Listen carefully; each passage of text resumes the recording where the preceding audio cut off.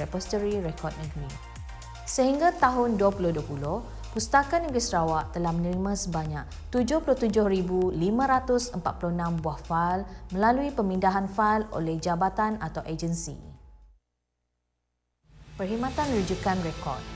Repository Rekod Negeri, Pustaka Negeri Sarawak bertanggungjawab untuk mengendalikan perkhidmatan rujukan rekod awam yang telah dipindahkan oleh jabatan atau agensi Kerajaan Negeri Sarawak ke SRR. Perkhidmatan rujukan ini disediakan untuk 1. Jabatan atau agensi Kerajaan Negeri Sarawak iaitu pemilik rekod. 2. Penyelidik atau orang awam yang ingin merujuk atau membuat kajian berkaitan dengan pentadbiran Sarawak. Kaunter perkhidmatan rujukan di Repository Rekod Negeri beroperasi dari jam 8.30 pagi hingga 4.30 petang setiap hari kecuali Sabtu, Ahad dan cuti umum. Berdasarkan kepada situasi semasa COVID-19, pengguna digalakkan untuk menggunakan Archival Records Management System (ARMS) untuk membuat rujukan secara atas talian bagi bahan yang telah didigitalkan.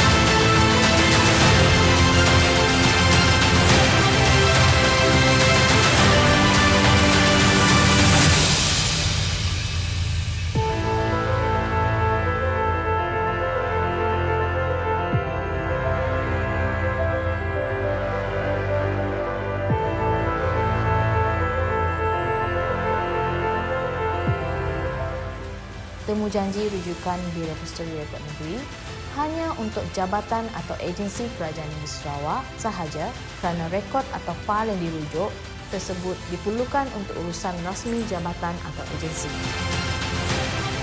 Sehingga tahun 2020, sebanyak 32,821 rekod telah dirujuk oleh pengguna dan juga jabatan atau agensi.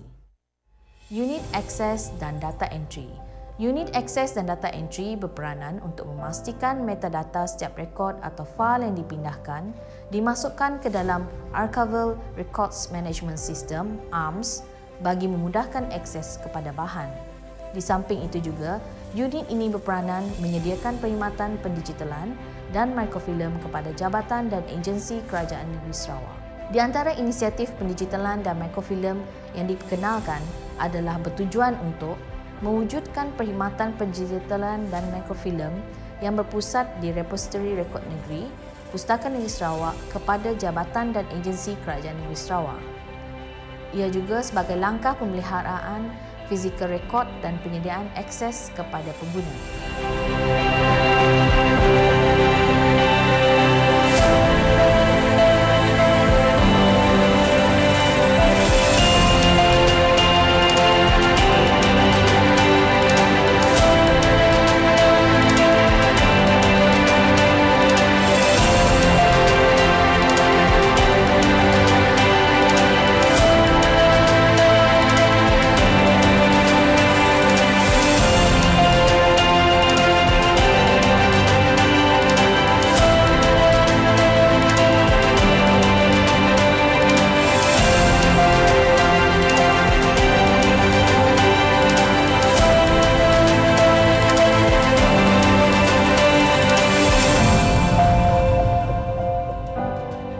Sehingga tahun 2020, Pustaka Negeri Sarawak telah mendigitalkan sebanyak 166,350 rekod dan memikrofilmkan 136,967 rekod. Unit Pemeliharaan Koleksi Arsip bertanggungjawab menjalankan kerja-kerja pemeliharaan dan pemeliharaan rekod atau fail yang dipindahkan ke repository rekod negeri. Pelbagai inisiatif pemeliharaan dan pemeliharaan diperkenalkan seperti 1. Penguasapan rekod bagi fail pindah. Sebelum fail pindah disimpan ke repository, fail tersebut akan melalui proses penguasapan menggunakan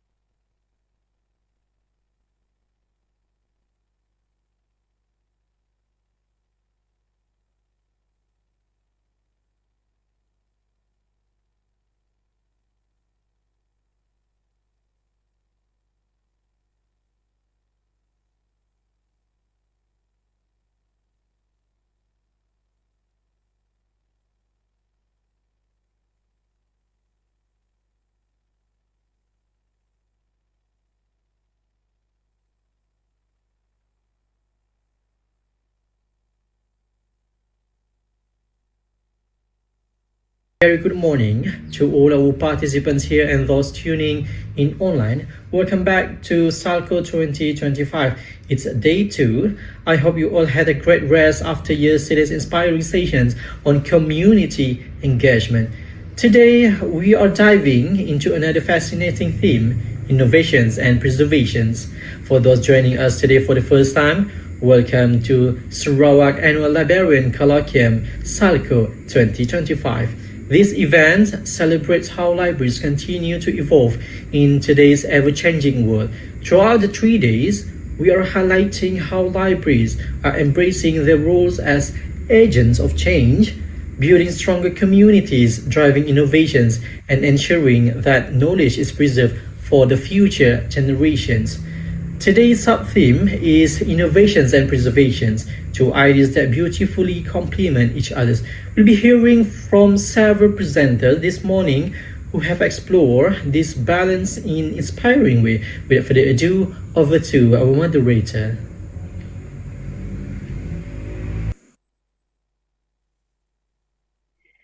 Thank you, Mr. Farhan. Good morning, ladies and gentlemen. Distinguished guests, respected presenters, and participants, whether you are tuning in virtually through our webinar, Facebook, or YouTube live stream. Welcome back to Day 2 of the Sarawak Annual Librarian Colloquium 2025. Yesterday, under the theme Community Engagement, we witnessed how libraries serve as bridge that connect people, ideas, and cultures. Through meaningful collaboration, inclusive programs, and outreach initiatives, libraries have proven themselves to be more than mere buildings that house books.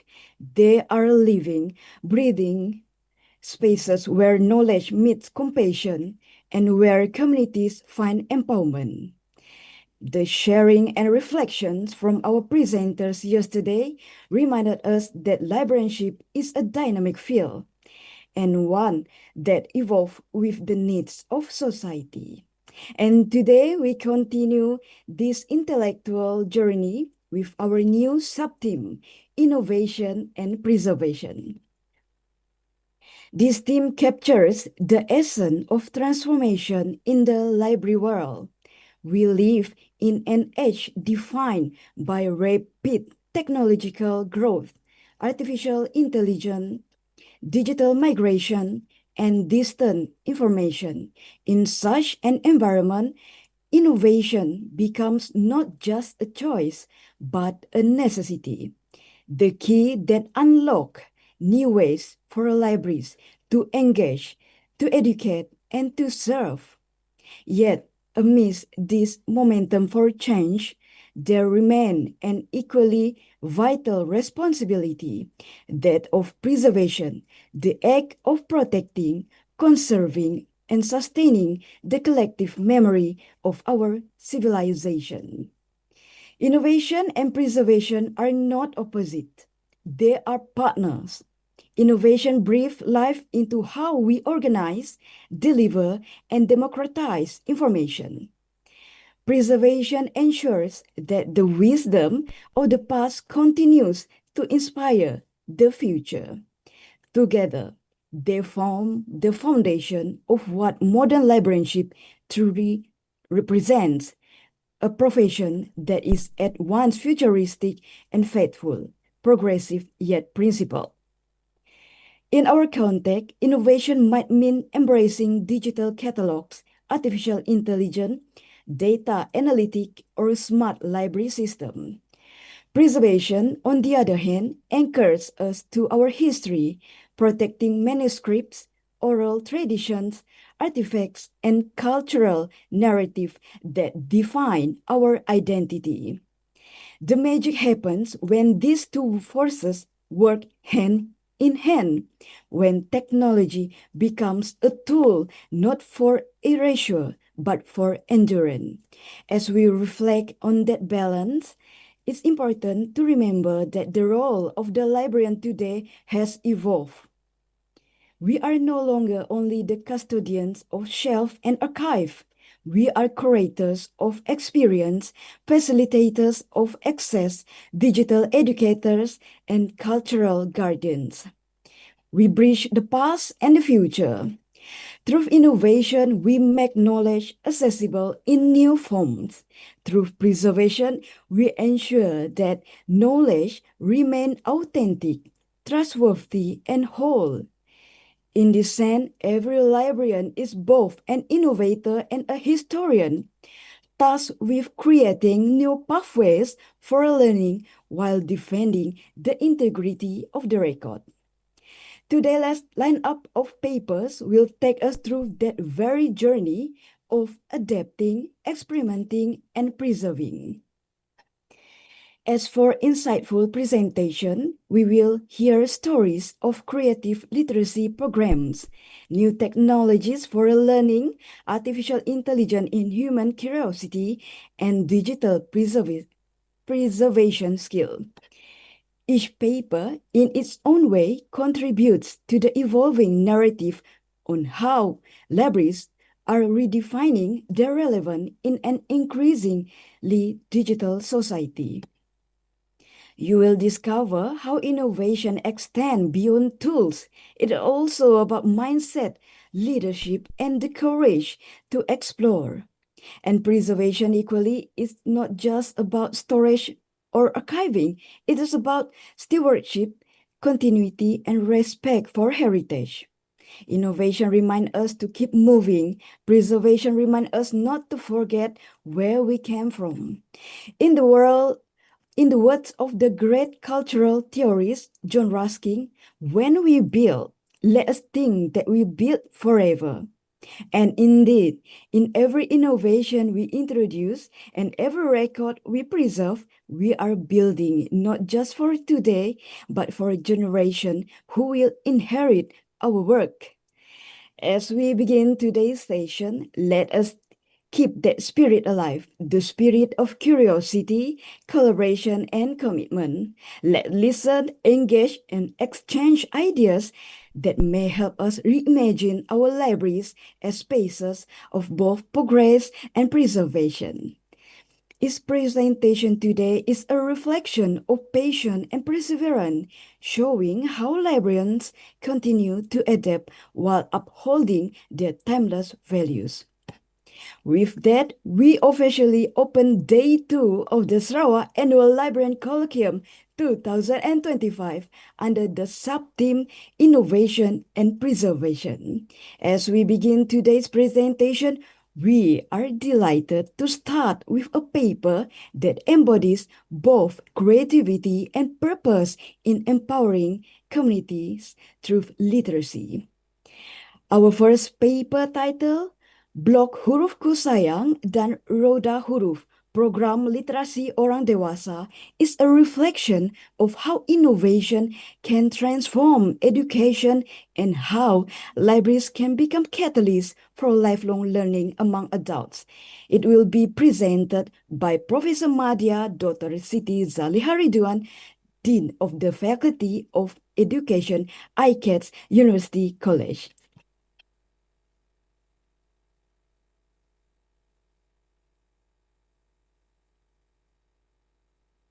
Okay, Assalamualaikum. Ya, selamat petang. Hari ini saya ingin berkongsi mengenai inovasi pengajaran dan pembelajaran, iaitu blok huruf kusayang dan roda huruf. Ya, ini adalah salah satu roda pengalaman pembelajaran imersif. Okey, jadi sebelum melakukannya, kita lihat dulu latar belakang inovasi ini, ya. Jadi kita dapati bahawa terdapat iliterasi dalam kalangan kanak-kanak dan juga orang dewasa. Dan kalau kita lihat di sini, ya, pada Oktober 7, 2024, 120,000 standard 1 student nationwide still cannot read and write, ya. Manakala 10,000 orang dewasa buta huruf di Sarawak. Ya, ini pada portal suara Sarawak September 2020. Dan saya terlibat dengan program kawasan balik under SEB, dan didapati even kawasan kecil itu ada 36 pelajar yang berumur 7-12 tahun tidak pandai membaca, ya. Dan ini kita masa kita buat rintis dulu, 33 orang dewasa 29 hingga 77 tahun dari Kampung Pitawak pada tahun 2022 tidak pandai membaca. Ini adalah semua yang dikatakan sebagai red flag, ya. Okey. Jadi bagaimana tercetusnya idea blok huruf kusayang apabila saya dilantik pada tahun 2022 untuk program iliterasi orang dewasa. Okey. Jadi saya terfikir bagaimana nak mengajar orang dewasa kalau mereka diajar menggunakan cara yang lama, sudah tentu mereka sudah pandai membaca, ya. Jadi kami dengan pihak Pustaka Negeri telah menginovasikan blok huruf kusayang. Sebelum kita ada blok huruf kusayang ini, kita sebenarnya banyak peringkat, ya. Kita mencuba dan mencuba. Mula-mula kita gunakan wax, kita gunakan tali dan sebagainya, ya. Ideanya sama, tetapi akhirnya kita dengan Pustaka Negeri Sarawak menginovasi idea yang saya telah cetuskan, blok huruf kusayang. Okey, di mana blok huruf kusayang ini, kalau kita lihat, ya, ini penggunaan blok huruf kusayang. Di sininya adalah mempunyai ukiran, dan kanak-kanak orang dewasa mereka boleh pegang dan rasa ukiran dan tahu huruf-huruf. Dan di sini adalah pena yang tidak ada ink, dan mereka akan suret, ya, trace 1, 2, 3 1, 2, 3 banyak kali, dan selepas itu barulah mereka menulis sama ada di papan putih ataupun di atas kertas. Okey, dan sebelum kita menggunakan ini, kita perlu pilot test, dan ini kita telah pilot test, ya. pada 22 hingga 23 November dengan orang di Kampung Bintawak. Yang paling tua adalah 77 tahun. Dan kita hanya menjalankan kursus ini dalam 2 hari saja. Dan inilah dapatan kita daripada mereka yang betul-betul tidak pandai menulis selepas 2 hari menggunakan blog ini dan juga menggunakan teknik-teknik lain. Ini hasilnya, ya. Hasilnya. Okey. Dan kalau kita lihat wawancaranya didapati, mereka katakan saya ingin mengucapkan banyak terima kasih kerana sedikit sebanyak saya dapat menulis dan membaca pada zaman moden ini. Ya. Kalau diadakan lagi, saya mahu mengikutkan kursus ini lagi. Dan hampir semua, 33-nya memohon supaya kursus ini diteruskan. Ya, jadi bayangkan kalau mereka diberi kursus ini mungkin sebulan, 2 bulan, saya fikir mereka akan pandai membaca dan menulis. Ya, ini baru 2 hari, okey. Dan selepas itu barulah kata Pustaka, ya, menerbitkan buku ini, Panduan Aktiviti Program Literasi Orang Dewasa, yang kami tulis bersama saya sebagai ketua, ya, Cindy, Larry, anak Sojek, Muhammad Azizi bin Rahim, Nur Ain bin Jamil, ya. Dan kita berlandaskan permulaan kursus kita, ya, adalah memang menggunakan hurufku saya, ya. Dan of course selepas itu kita menggunakan banyak cara, di mana kita menggunakan melalui nyanyian, melalui permainan, melalui bacaan resipi, melalui penggunaan telefon bimbit, bacaan label dan sebagainya. Okey, tapi asasnya ialah hurufku sayang yang telah kita inovasikan. Okey, dan ini adalah selepas itu kita adakan train for the trainers pada 11 Mac 2023, ya, untuk meneruskan program literasi orang dewasa. Okey, ini contoh-contoh kejayaan, ya, program ini. Yang paling tua 81 tahun dah pandai membaca. Okey, dan ini. Okey, jadi setakatnya impak kita dapati kesemua 31 peserta setakat bulan lepas telah dapat keluar dan pandai membaca dan keluar daripada kepompong literasi. Okey, saya difahamkan juga pihak Pustaka Negeri sedang berusaha untuk mendapatkan intellectual property untuk hurufku saya. Okey. Kemudian saya mendapatkan keizinan untuk membawakan blog hurufku sayang, dan selepas ini saya terangkan yang ini untuk ke pertandingan inovasi yang dianjurkan tingkat kebangsaan oleh UKM dan Kongres dan Pertandingan Inovasi Pengajian Pembelajaran UKM 2025, dan dua-dua inovasi ini mendapat pingat emas. Okey. Dan saya tidak diam, saya berkongsi, ya, dengan pelajar-pelajar saya. Okey.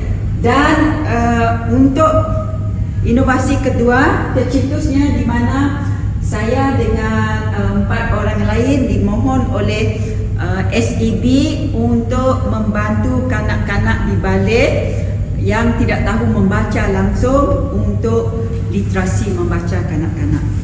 Okey. Jadi tercetusnya huruf, roda huruf. Okey.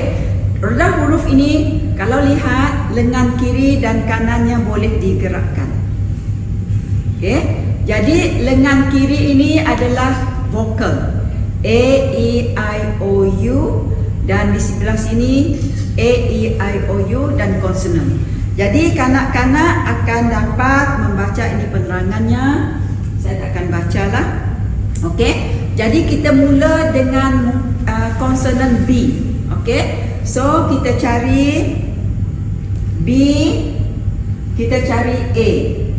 Jadi kanak-kanak akan belajar membaca suku kata ba. Tadi sudah belajar huruf dengan blok huruf usayang. Jadi sekarang mereka belajar membaca suku kata. Jadi B, A, B, A. Jadi ba. Dan mereka akan pusing ini C, A, ca. D, A, da.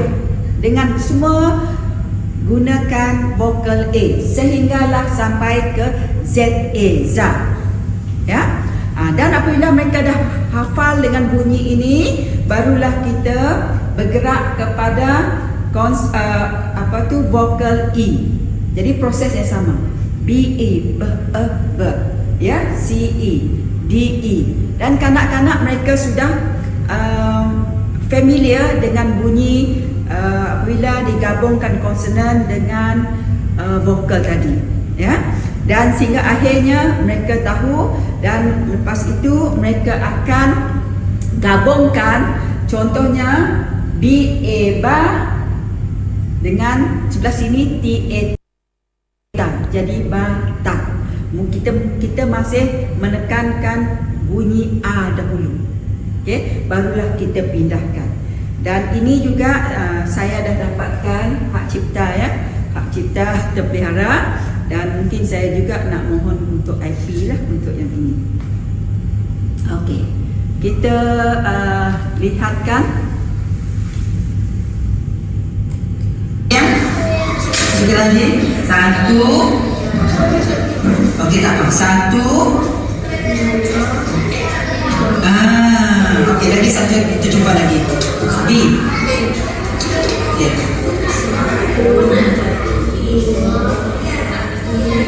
Lagi 1. 3. Lagi 3. Huruf B. Tulis. Okey. 1.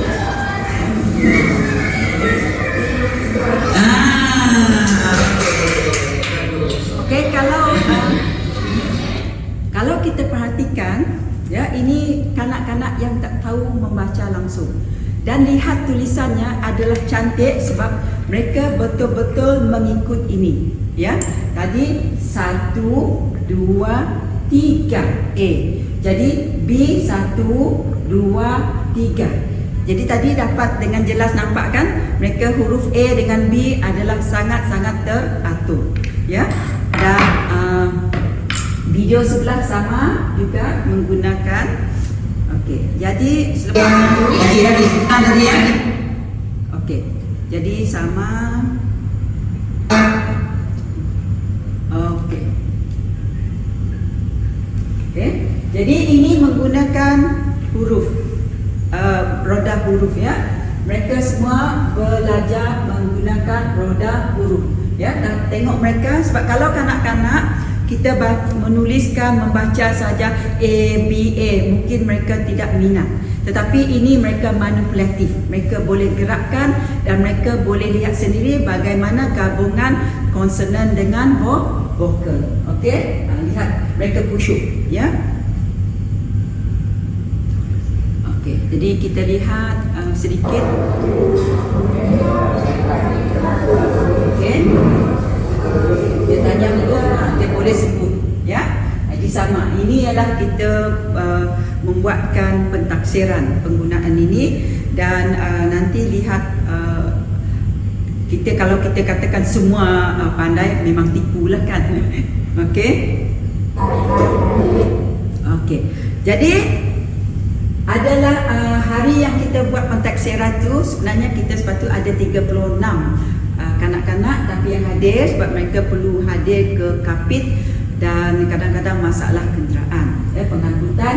Dan 16 daripada 20 peserta, mereka sudah pandai menyebut KB, ya, suku kata.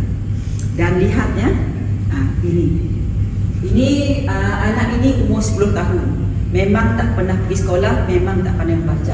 Tapi dia sudah pandai, ya, daripada menggunakan roda ini. Kita sebab roda ini KB saja, ya.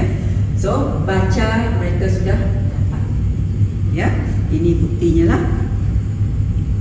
Okey, Saya juga kongsikan inovasi dengan pegawai-pegawai di Kapit, dengan pelajar saya. Okey, ini telah masuk surat khabar dan ini juga ya, kalau kita tekankan, I'm not sure dapat ke tidak, ini juga sudah masuk ke TVS. Tidak dapat. Okey, tak apalah. So kesimpulannya ya, kedua-dua blok huruf kusayang dan roda huruf mempunyai potensi yang tinggi untuk membantu orang dewasa dan kanak-kanak sebagai asas untuk mereka belajar membaca. This is sebagai asas ya. Kedua-duanya mempunyai nilai komersial kerana ia adalah pembelajaran yang interaktif yang menyeronokkan. Masa saya bentangkan ini di KL, ramai yang hendak beli kedua-dua ini. Terutama sekali bagi mereka yang mempunyai anak yang istimewa. Bila mereka katakan yang ini boleh menggunakan deria rasa, deria sentuhan dan sebagainya, mereka mahu membeli ya. Dan akhir sekali, inilah impian saya, kalau boleh ya, sebab ini oleh kerana prototipe ya, dibina oleh kami sendiri, bantuan orang. Kalau bolehlah yang ini boleh bergerak sebagai magic cube. You know that magic cube? Dan bahan ini itself boleh membuatkan ayat mudah. Okey, boleh membuatkan perkataan daripada suku kata, dan di sini boleh bergerak ya. Magic cube, faham ya? Magic cube tu, dan ini akan menjadi sesuatu yang amat boleh membantu kanak-kanak dan orang dewasa membaca, because mereka buatkan aktiviti. Okey, jadi itu saja dari saya hari ini. Terima kasih.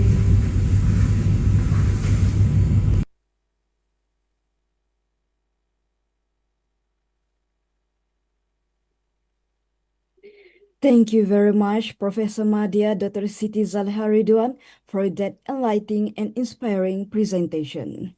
Your paper on block huruf kusayang dan roda huruf has beautifully demonstrated that innovation in librarianship is not confined to technology. It can also be found in the creativity of teaching, the inclusivity of approach, and the empowerment it brings to those eager to learn. Yes, what a heartwarming presentation on how literacy initiatives can transform lives and empower adult learners to reconnect with knowledge and confidence. And it beautifully shows that it's never too late to learn, and that libraries truly play a role in nurturing lifelong growth for all. Next, we'll explore how technology and storytelling come together to preserve our shared memories in the digital era. Let us welcome Madam Huzaima Abdul Rani with her presentation titled Living Archive Toolkit 1.0, AI-Powered Storytelling for Cultural Memory in Sarawak.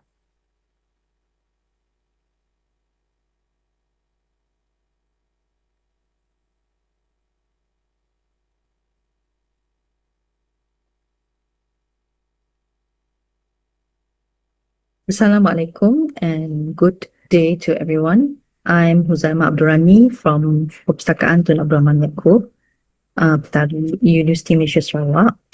And today I will be sharing about a project that we did, Living Archive Toolkit 1.0, AI-Powered Storytelling for Cultural Memory in Sarawak. Just to introduce my other team members, Nojuria Ramli is a librarian with UNIMAS, and she is handling collection management. Nur Azrin Aladdin is our IT officer. Grace Debbie Doring, Elena Patrick, and Haluya Unai are our library assistants assisting us with this project. Okay, who is AJN Richards and why does he have collection with us at the library? AJN Richards, Anthony John Noel Richards is actually his name. So he was a British officer. He served he was hired during the Brooke dynasty, the last Raja Brooke, and he stayed on until the British Crown colony.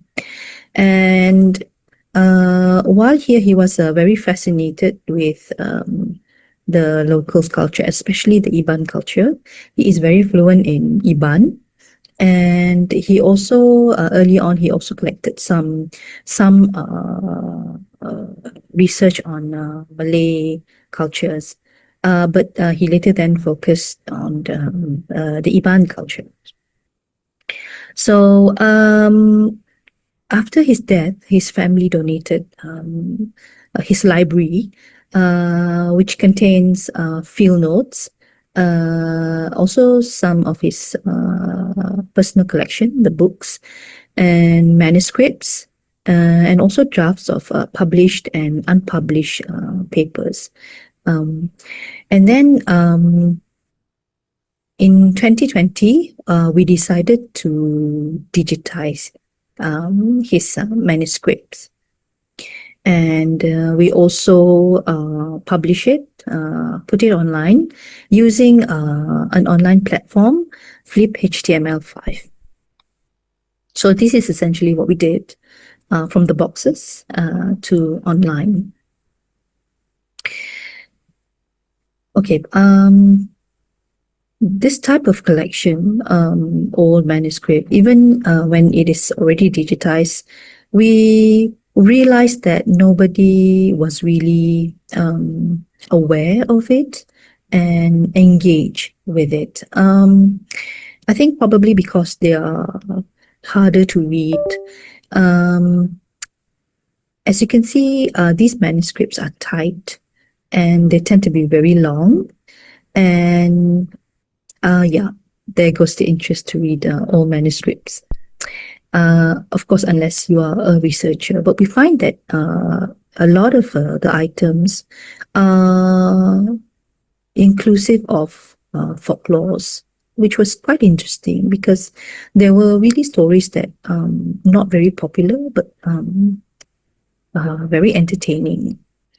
So what we want to bring this to the today's audience, we realize that, of course, younger audience and also us, we are more engaged with visual medias. So we risk all these folklores fading without, a creative intervention, if you will. Okay, so this is an example of a manuscript. This is a story of Pasai Siong. As you can see, it is typed and we have digitized it. So there are some handwritten notes on the script itself. So we turn this into a visual story. Okay, so how do we do that? Let's, of course, go through the objectives first. The objective is very simple. We just want to reimagine these stories, manuscripts, using AI. Yeah, and in doing so, we hope to preserve Sarawak folklores. And we have developed this toolkit so that it can be replicated by other organizations that wishes to do what we did. And as we go on to this journey, we explored copyright and branding potential and also commercial potential of the toolkit.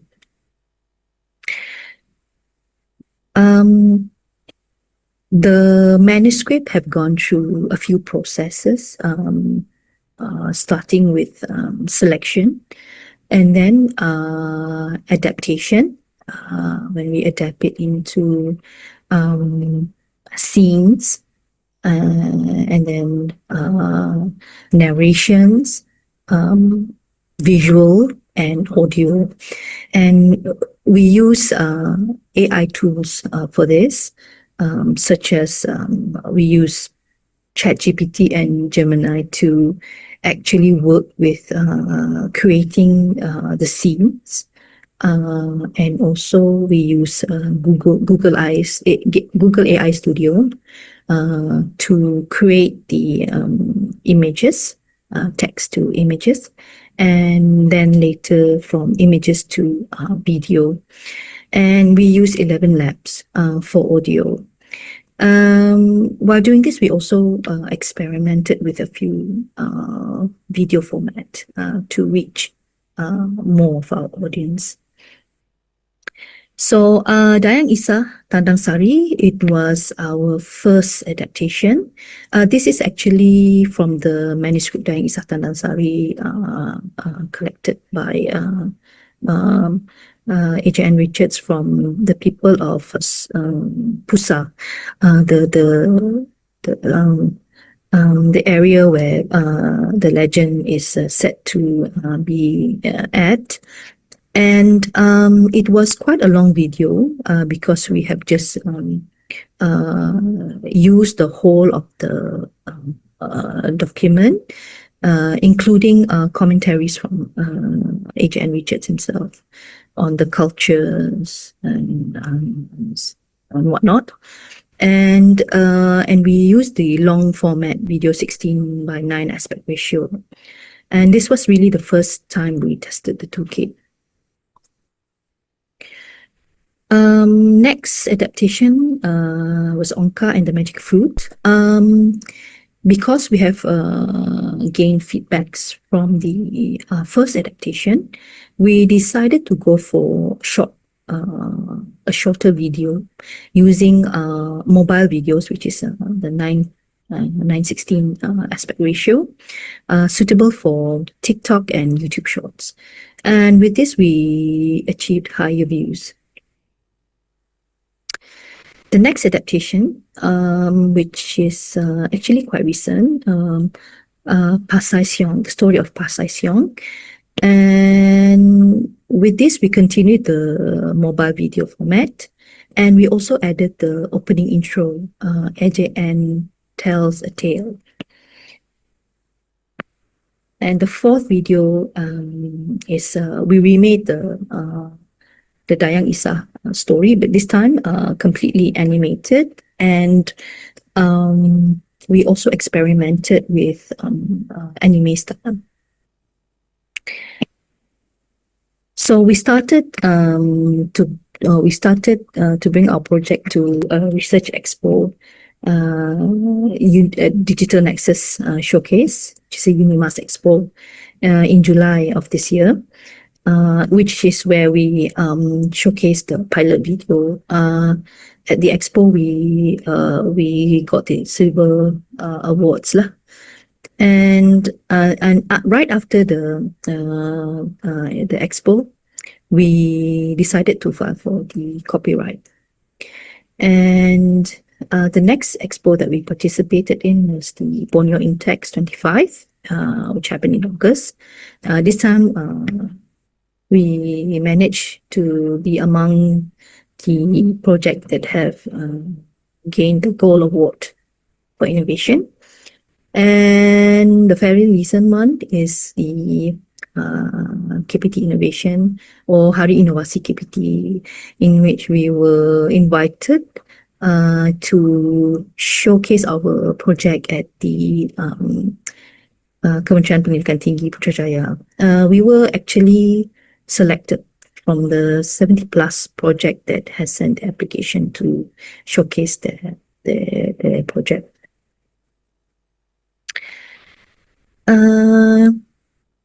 So for branding and future plan, we see the potential for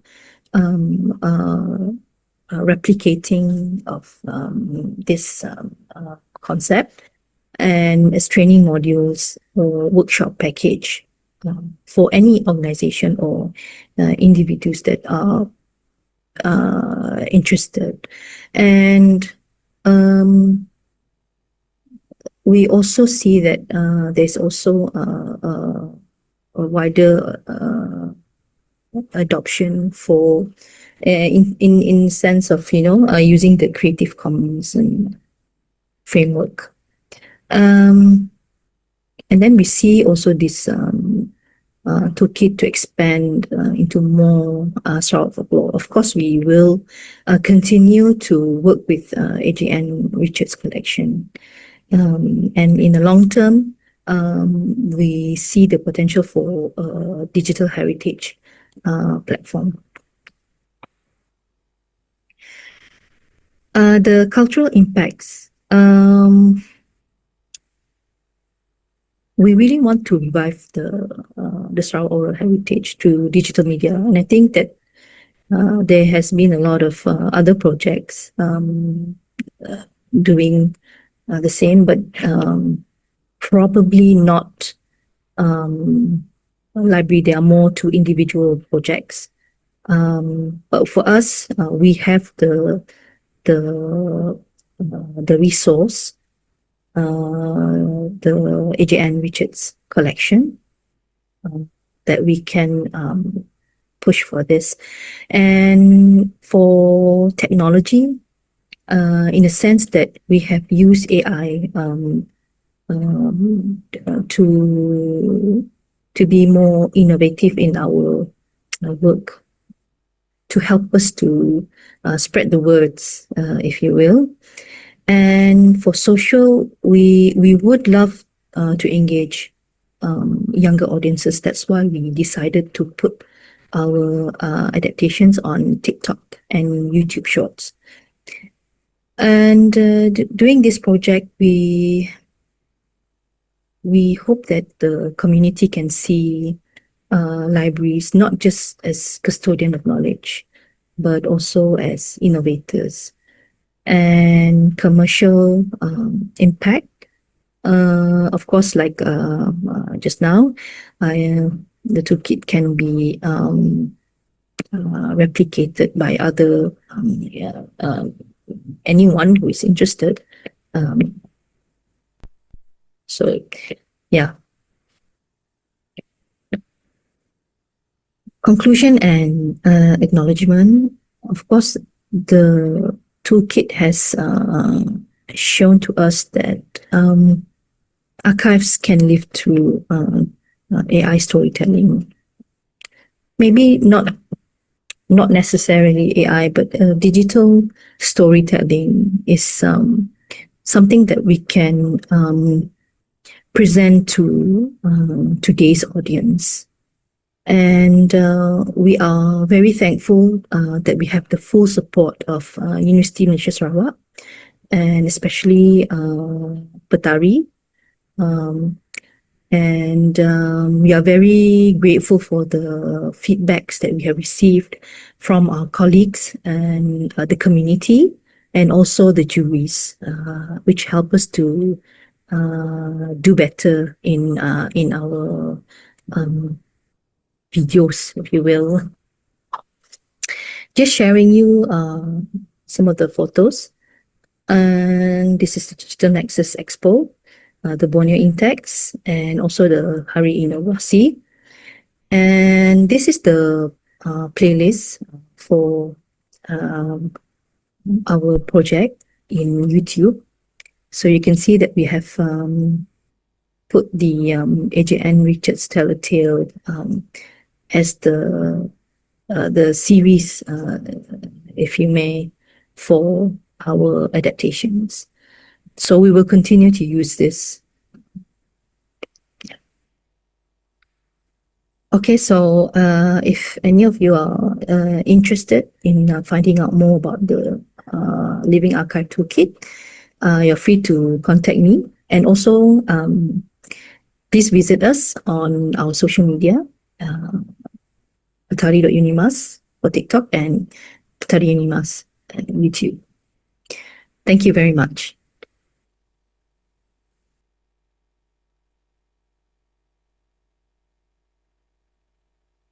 Thank you, Madam Huzaima, for that insightful and forward-looking presentation. It's inspiring to see how technology and storytelling can work hand in hand to preserve and celebrate the memories that shape our identity, ensuring they continue to live on in new and innovative ways.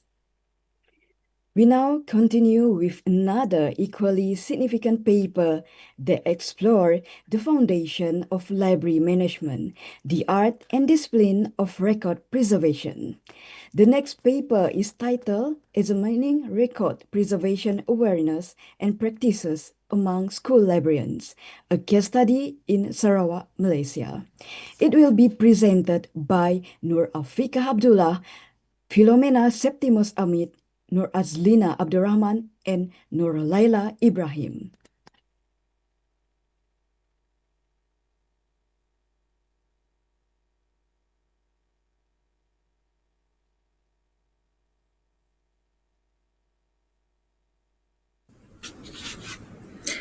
Assalamualaikum and good morning everyone. I'm Norazlina Abdurrahman from Perpustakaan Tun Abdurrahman Yaakob Unimas, and I'm presenting this research conducted together with Norafikah Abdullah from Universiti Teknologi Mara Kota Semarahan Sarawak, Philomena Septimus Amit from College Matrikulasi Sarawak, and Nolaila Ibrahim from Sarawak Information System Sarawak.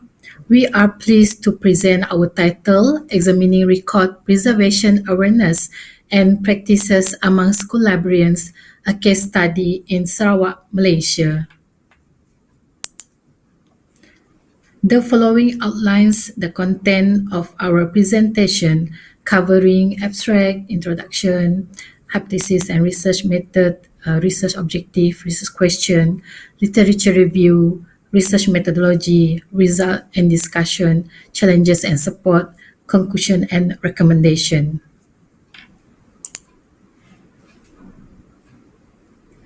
And this is our abstract.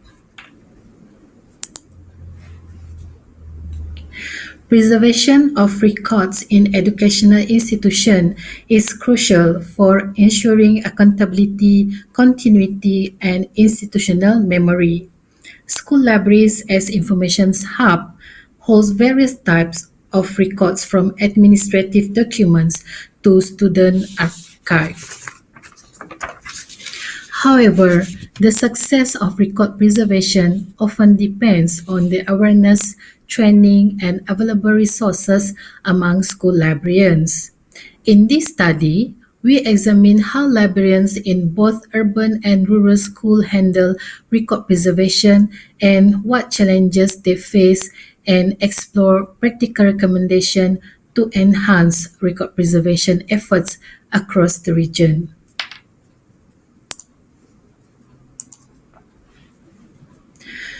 The main objective of this study is to evaluate the level of awareness and practices of record preservation among school librarians in Sarawak. We also aim to identify the factors influencing their preservation efforts and to propose recommendations for improvement. Our guiding research questions include: what is the level of awareness among school librarians regarding record preservation? What methods and practices are currently used? What challenges are faced by librarians in implementing effective preservation measures? We hypothesize that training opportunities and policy availability have a significant impact on effective record preservation.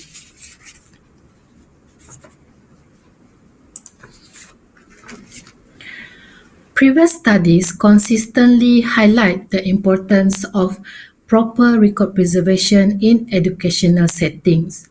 For instance, researchers such as Cheng 2018 and Engopi 2016 emphasize that poor record management often leads to information loss and institutional inefficiency.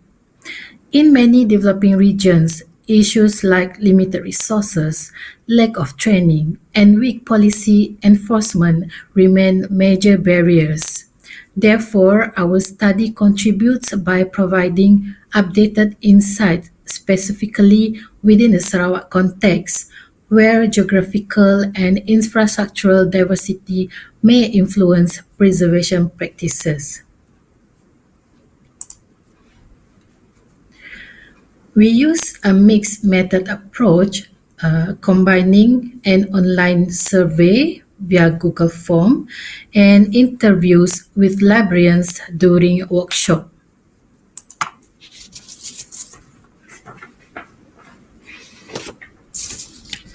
A total of 60 responses were received from school librarians representing different types of schools, primary and secondary, located across both rural and urban districts. The majority were teacher librarians who manage library and record keeping responsibilities in addition to their teaching duties. This diversity helps us observe how context influence record preservation awareness and practice.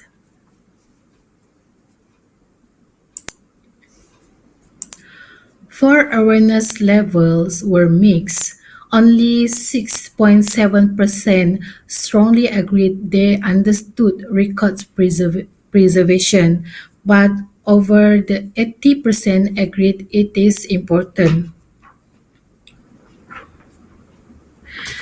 This tells us that while librarians value preservation, many don't fully understand best practices, which pose a risk to record integrity.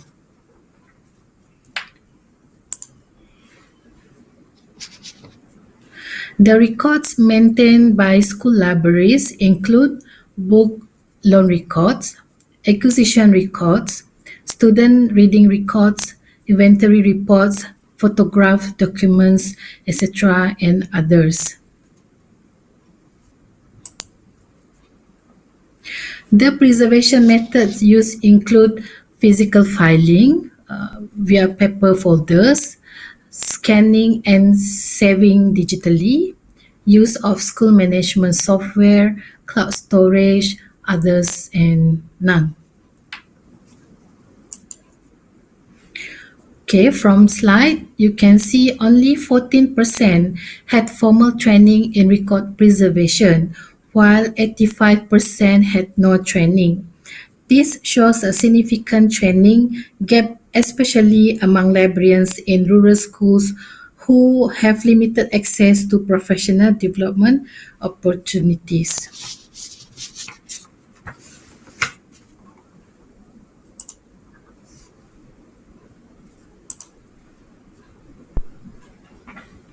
Another critical issue is the absence of formal record preservation policies.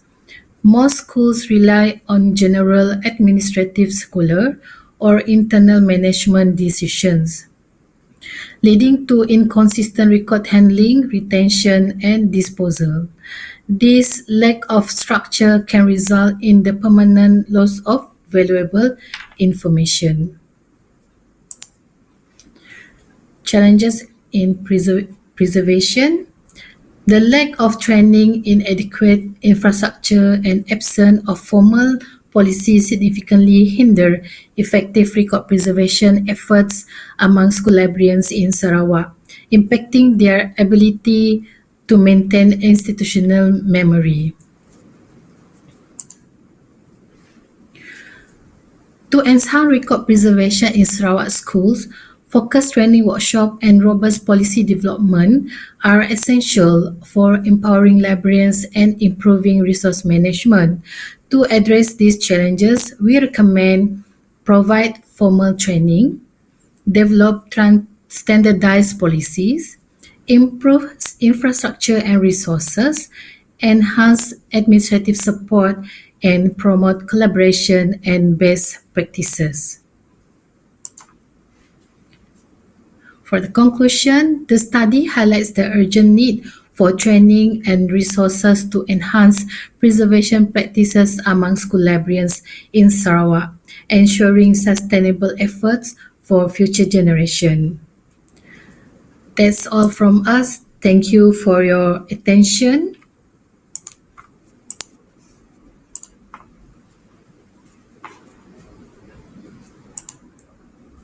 Thank you. Thank you, Nur Afika Abdullah. Philomena Septimus Amit, Nur Azlina Abdurrahman, and Nur Laila Ibrahim for that informative and meaningful presentation. Your findings will no doubt inspire greater awareness and appreciation for record preservation at all levels of education. Continuing on to theme of preservation, our next presentation will focus on how preparedness and emergency response play a vital role in protecting collections. Please join me in welcoming Madam Dayanku Horia Awangani from Pustaka Negeri Sarawak with her paper titled Examining the Basic Emergency Response and Preservation Skills, BERES, at Pustaka Negeri Sarawak.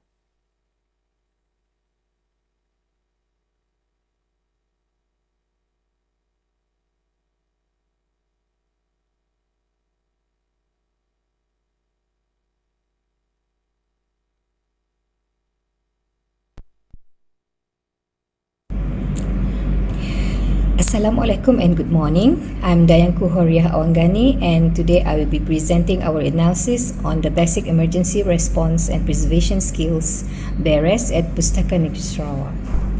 This presentation focuses on the effectiveness of the BERES training based on survey data collected from participants. I am honored to present this work on behalf of my co-authors, Puan Hayati, Puan Jasalini, Encik Muhammad Aizat, and Encik Harry Suliano.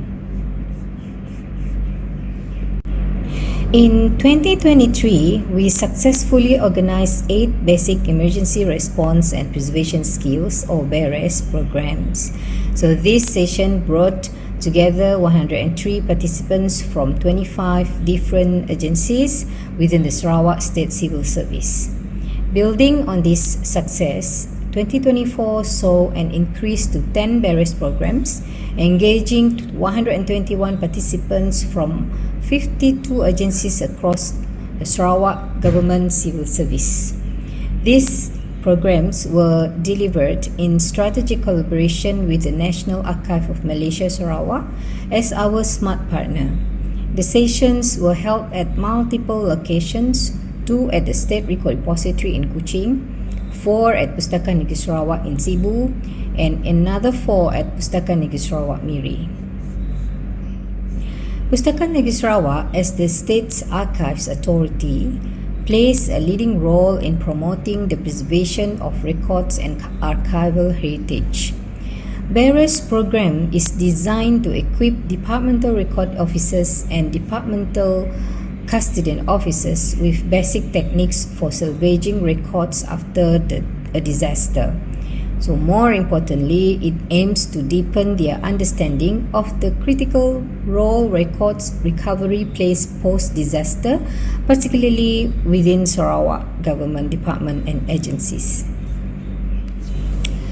During the BERES program, participants engage in practical activities that include saving weight or damaged records following disaster incidents, organizing records according to established records management principles, preserving fragile material to ensure their longevity, implementing preventive measures within their departments to reduce the risk of future damage. As you can see from these photos, the BERES program brings together participants from various Sarawak government departments and agencies. In the photo 1, this session focuses on the conservation of damaged records. Photo 2, you can see participants are learning practical techniques for saving weight and damaged records after a disaster. And photo 3, participants are also trained in preserving fragile materials, ensuring important documents remain intact for future use. And finally, the last photo is a distribution of BERES kit, where the program emphasizes implementing preventive measures within departments to minimize risk and safeguard records proactively. The purpose of this analysis is to evaluate the effectiveness of the Basic Emergency Response and Preservation Skills or BERES training conducted by Pustaka Negeri Sarawak. Specifically, we aim to assess 5 key areas: knowledge, retention and recall, to determine how well participants remember the training content and can apply it when needed; readiness and confidence to act during emergencies, to measure whether staff feel prepared and confident to respond effectively in real emergency situations; compliance with various procedures and SOPs, to ensure that participants are following the standardized procedures and best practices taught during the training; ability to restore and recover records, which is to evaluate participants' practical skills in salvaging and preserving records after incidents or disasters; and the continuous improvement through feedback to identify areas where the training can be enhanced based on participants' experiences and suggestions. By analyzing these areas, we can understand the overall impact of the BERES program and identify opportunities to strengthen emergency preparedness and preservation practices within government departments. Alright. There are 2 main objectives of this study. First, we aim to identify the measures in practicing BERES that contribute to improving preservation and emergency preparedness skills among government department staff in Sarawak. So this includes understanding how the training equips staff to respond effectively to emergencies and preserve important records. Second, we aim to develop a conceptual framework that integrates the BERES program with international standards for sustainable preservation and emergency capacity building. This framework will serve as a guide for Pustaka Negeri Sarawak to strengthen emergency preparedness and preservation practices systematically and sustainably.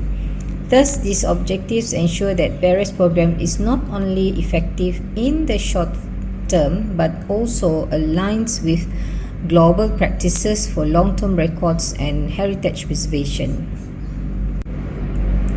So for this study, we employed a descriptive quantitative survey designed to evaluate the effectiveness of the BERES training. So the participants were government department staff in Sarawak with a total sample size of 23 participants. To ensure representativeness, we used a random sampling method. Data was collected through a structured questionnaire designed to measure participants' knowledge, skills, and confidence in emergency response and preservation practices. And for data analysis, we applied quantitative method, primarily descriptive statistic, to summarize the findings and provide insights into the effectiveness of BERES program. So looking at the overall domain scores, we found that review and continuous improvement received the highest mean score of 3.89, followed by closely by preservation or readiness and protection or SOP compliance. Preservation and recovery scored slightly lower at 3.63. The overall Cronbach alpha of 0.963 indicates excellent internal consistency, suggesting that our survey reliably measures BERES preparedness. Here we present the survey result assessing the effectiveness of the BERES training. The table summarizes participants' responses across several key indicators measured on a 4-point scale. Overall, the findings indicate positive outcomes from the training. Participants strongly agreed that the training encouraged continuous improvement and follow-up, with a mean score of 3.96, the highest among all items. Staff reported improved readiness to handle emergency, with a mean of 3.87 and good recall of the main BERES concept at 3.83. So opportunities to provide feedback after training also scored 3.83, highlighting active engagement. Confidence in responding effectively during BERES related situations and understanding standard operating procedures both scored 3.78, showing that the training strengthened practical application. Participants felt reasonably confident in following compliance requirements at 3.74 and contributing to recovery activities 3.70. So slightly lower, yet still positive, was score for recalling various procedure steps 3.61 and knowing how to restore systems or records after an incident is 3.56. So importantly, there were no missing responses, indicating complete engagement from all 23 participants. In summary, these results suggest that the various training was effective in enhancing knowledge, retention, readiness, confidence, and practical application in emerging response and preservation activities. So this table presents a reliability analysis of the survey items measured using Cronbach Alpha to assess internal consistency. The preservation and readiness domain with four items showed a high reliability of 0.937, indicating consistent measurement of participants' knowledge and readiness. The protection on and SOP compliance domain with 2 items had a reliability of 0.97, which is acceptable and shows that responses were reasonably consistent. The preservation and recovery domain also with 2 items scored 0.876, demonstrating good internal consistency for practical recovery skills. The review and continuous improvement domains with 2 items achieved 0.943, indicating very high reliability in capturing participants' engagement in feedback and improvement processes. Overall, across the 10 Likert scale items, the survey achieved an excellent Cronbach Alpha of 0.963, confirming that the instrument is highly reliable in measuring the effectiveness of the various training. So based on the findings from the current cohort, several recommendations can be made to further strengthen the various program. Continue emphasizing key components, maintain a strong focus on readiness, SOP compliance, and continuous improvement, as these areas showed high effectiveness in the training. Increase practical drills and simulations, provide more hands-on exercises that focus on preservation and recovery activities, enabling participants to apply skills in realistic scenarios. So introduce follow-up surveys, conduct post-training assessments to measure the application of various principles in the workplace, ensuring that skills are retained and applied over time. Facilitate inter-agency sharing sessions, organize sessions for staff to share lesson learned and good practices across departments, promoting collaborative improvement and knowledge exchange. So implementing these recommendations will help Pustaka Sarawak continue building emergency preparedness and preservation capacities across government departments in Sarawak. So in conclusion, the Barriers program has proven highly effective in enhancing participants' preparedness, confidence, and adherence to procedures during emergency and preservation scenarios. Respondents particularly appreciated the training's strong emphasis on continuous improvement and feedback, which supports ongoing learning and skills development. At the same time, there are opportunities for further enhancements, such as expanding practical recovery exercises and reinforcing post-training evaluations to ensure that the knowledge and skills gained are consistently applied in the workplace. Overall, the Barriers program demonstrates a solid foundation for building sustainable emergency preparedness and preservation capacity across government departments in Sarawak. With that, I end my presentation and leave my email address if you need to contact me. Thank you. Thank you, Madam Dayanku Horia, for that insightful presentation and for sharing your valuable experience in ensuring collection safety and institutional resilience. I'm sure many of us here can relate to the challenges you've described and will take away useful insights to apply in our own institutions. Thank you very much to all our presenters for your inspiring and insightful presentations. The paper we have heard today beautifully highlights how libraries and archives can embrace innovation while staying true to their fundamental mission, which is to preserve knowledge, memory, and identity for future generations. It reminds us that progress and protection are not opposites, but partners. Yes, correct. And I believe we will go to commercial break before we go to our Q&A session after this. So let us go to our commercial break and we'll see you after this.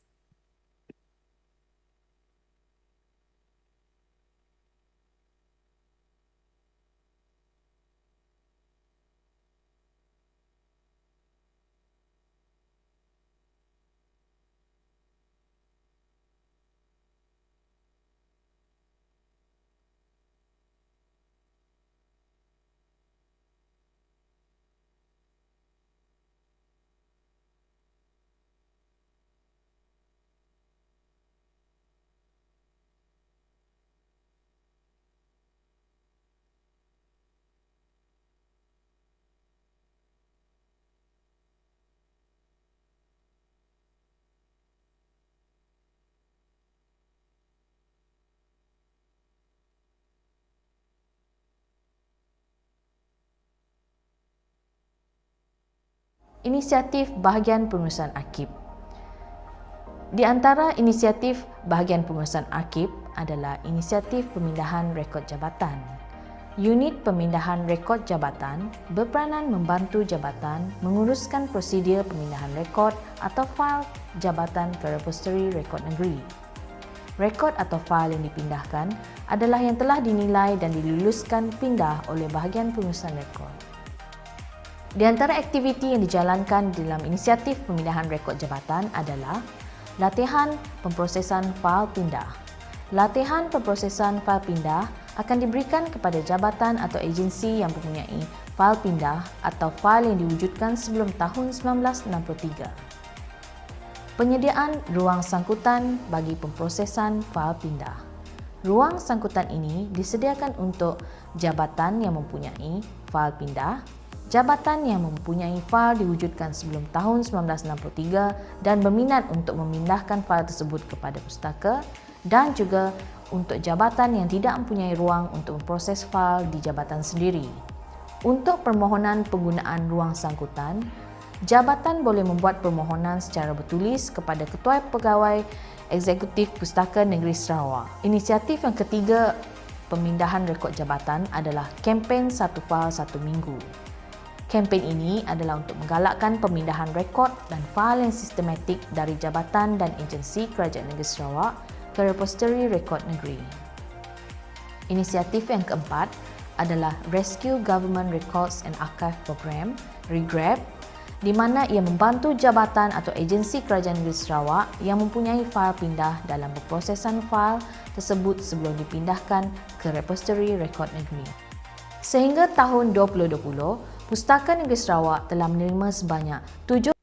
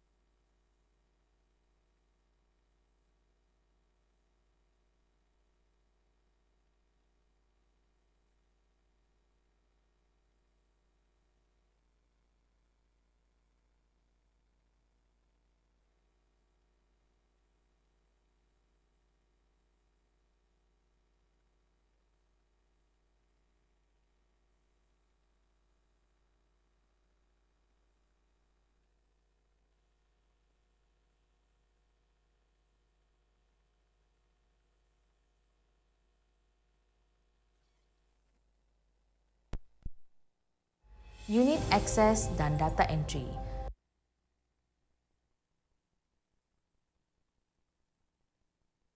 Unit akses dan data entry. Unit akses dan data entry berperanan untuk memastikan metadata setiap rekod atau fail yang dipindahkan dimasukkan ke dalam Archival Records Management System (ARMS) bagi memudahkan akses kepada bahan. Di samping itu juga, unit ini berperanan menyediakan perkhidmatan pendigitalan dan mikrofilm kepada jabatan dan agensi Kerajaan Negeri Sarawak. Di antara inisiatif pendigitalan dan mikrofilm yang diperkenalkan adalah bertujuan untuk mewujudkan perkhidmatan pendigitalan dan mikrofilm yang berpusat di Repository Rekod Negeri, Pustaka Negeri Sarawak kepada jabatan dan agensi Kerajaan Negeri Sarawak. Ia juga sebagai langkah pemeliharaan fizikal rekod dan penyediaan akses kepada pengguna.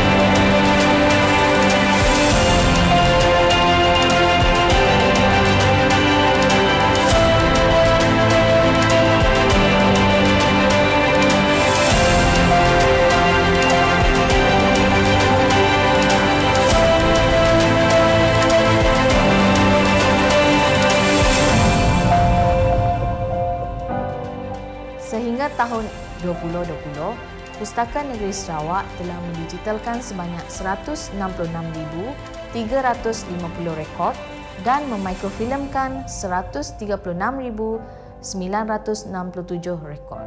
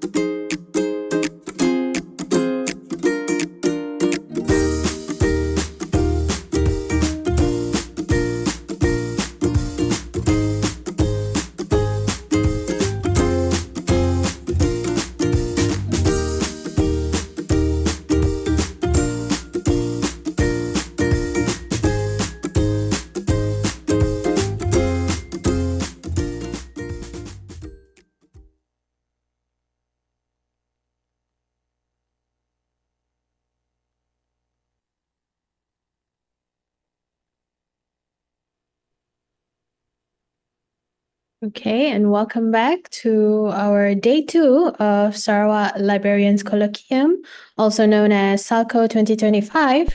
Okay, so before we go to our Q&A session, we'd like to have all of the presenters to be with us as panelists, okay, and stand by for any of the questions that our attendees will send our way after this. Okay, so we encourage participants to type in your questions in the chat, and then we will read it to our presenters later. But before we begin our Q&A, Marilyn, I think we can do a little bit of a recap of what papers that we have had today, right? So today our presenters presented papers under the sub-theme of innovation and preservation.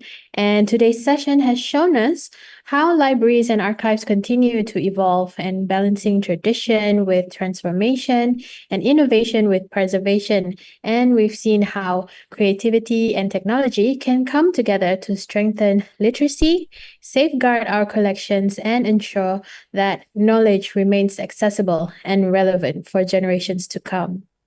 That's correct. But before we moving on to the next part of our session, I've been acknowledged that our first presenter, Professor Madhya, will not be around with us for Q&A session afterward.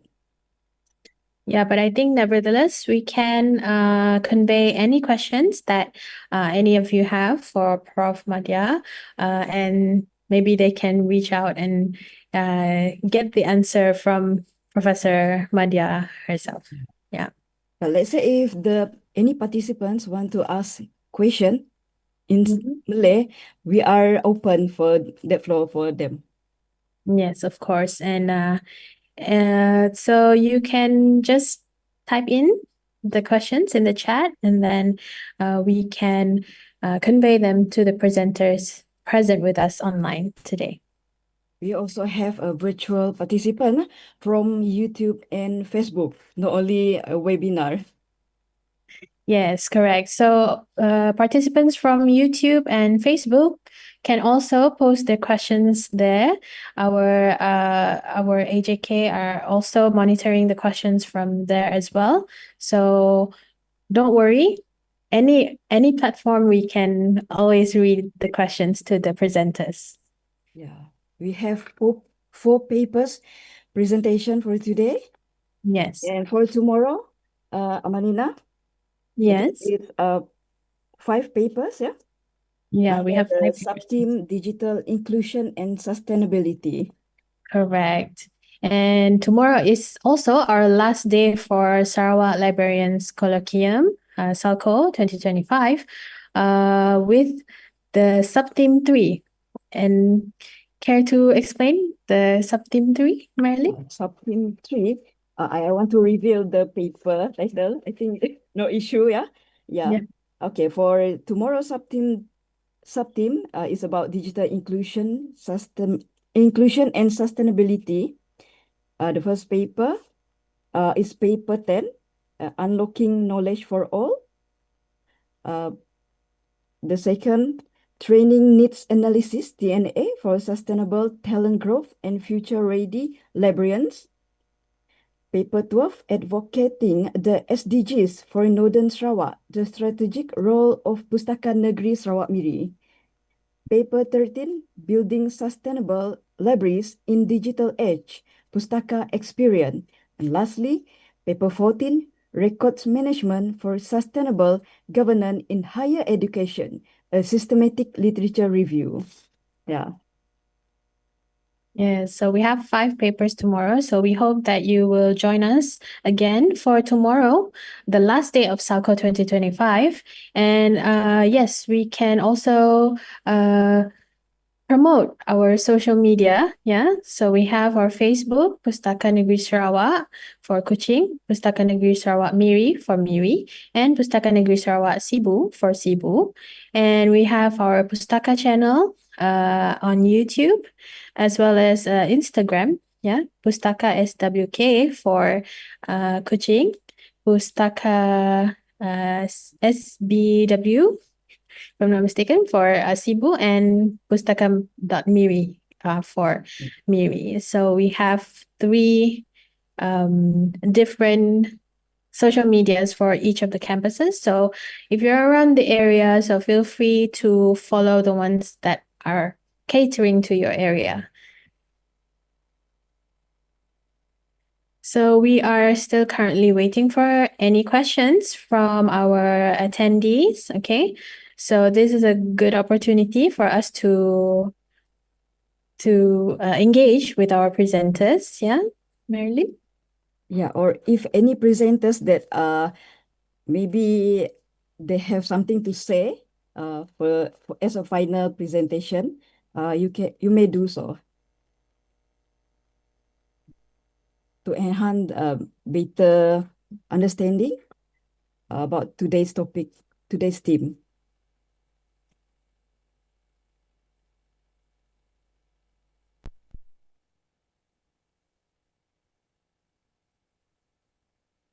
Oh yeah, Amalina, we have covered 8 papers together with previous ones, with yesterday, day 1, SALCO. And maybe we can recap yesterday for day one with the theme community engagement. So the papers that we have had yesterday includes reading seeds, Artificial reading intelligence. seeds, reading seeds reflecting the rich diversity of our communities. Using the reading seeds as to showcase how early literacy programs can nurture love for reading among young children.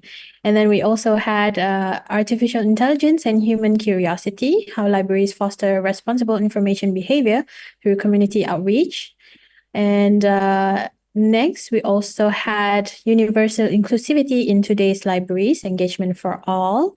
And we also had Borneo Adventure Citizen Science in Action through NGO library partnerships for advancing sustainability and inclusivity by Nurfar Wahida Badrusham. Okay, so all of these papers and presentations can still be accessed through our YouTube and Facebook. So if you've missed day one, don't worry, you can view the session yesterday in our YouTube and Facebook.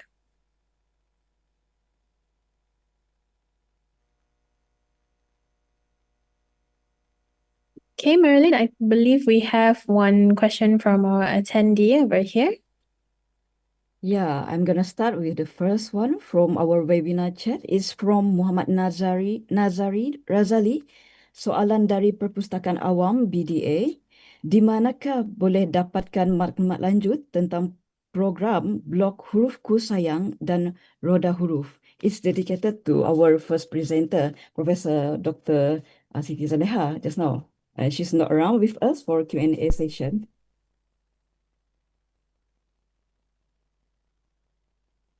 Yes, but it's okay. We can convey the question to her. Okay, and perhaps later on, maybe Prof. Madia can address this in her post or in her official channels. Okay, or you can probably contact her directly for the program. Yeah, and yes, I also do believe that the program for Block Huruf Kusayang and Roda Huruf is actually a really good initiative. And day by day, we see that some of the people out there, some of the public, they do not know how to read and how to read and write. So it is very crucial for us at the library to have a kind of program like Block Huruf Kusayang and Roda Huruf, so that we can get them learning even as an elder person. Yeah, so we should have those kind of programs. And yes, I think Prof. Madya will address it later in her official post. Yeah. So again, we encourage everyone to ask questions to our presenters. Yeah. Yeah, I think we have one more. Ya, kami dari Perpustakaan DBKU nak nanya 4 blok huruf kuya jua. Di sini kita boleh mendapatkan benda ya, nak nangga jua. Oh, I think a lot of people are interested in the Block Huruf Ku Sayang.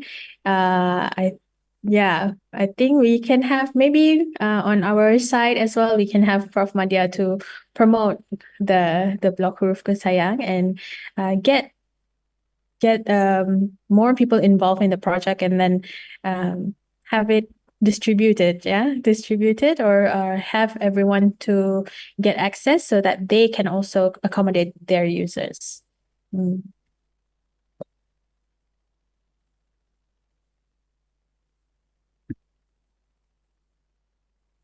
Amanina, currently we have 174 participants in our webinar. I Yes, believe correct. they are very attentively listening to our session from 9 o'clock until now.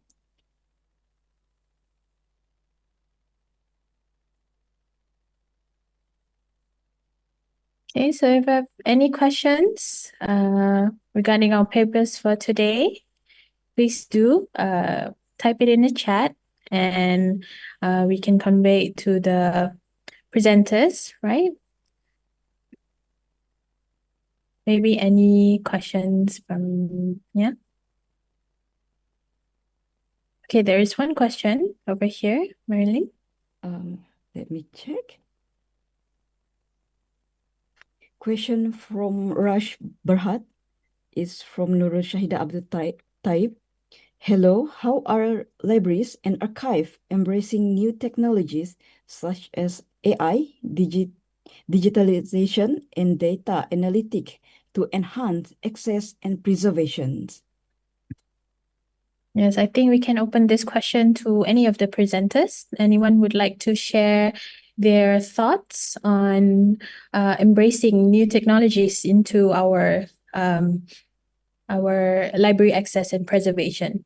So anyone from our presenters?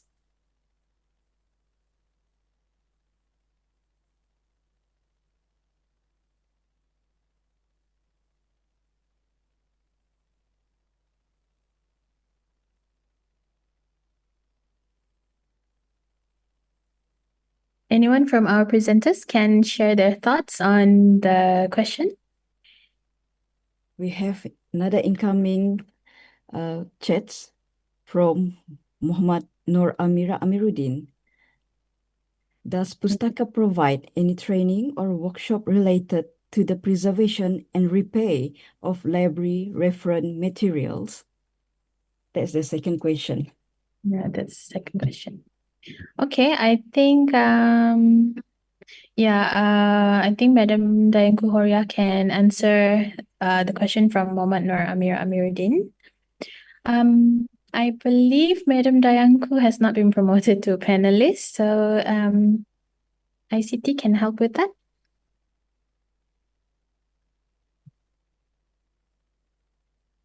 And we can get Madam Dayanku Horia to answer the question from Muhammad Nur Amiruddin. Yeah, okay. So please, Madam Dayanku Horia. Hi, Assalamualaikum. Okay, actually we don't have a specific training for the preservation of archives collections, but we do have a program for the Friends of Archives where we conduct the training not only for description of archive material but also for the preservation as well.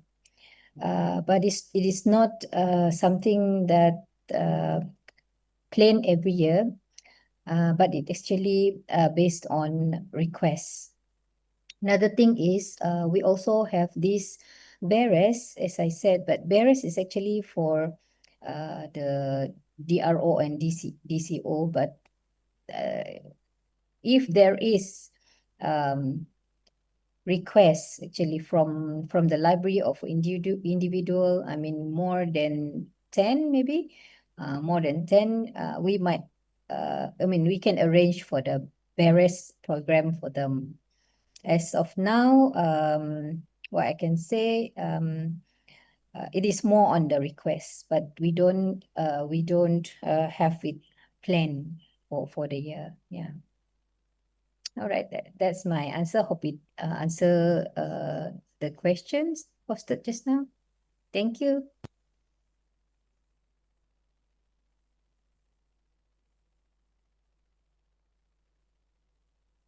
Okay, thank you, Madam Dayanku Horia. Yeah, I think there is also another question on This the one from YouTube, Manina. The Yeah. first question from YouTube. On the Okay, I BERES, saw the questions on BERES, is it? yeah, how to overcome anak-anak issue.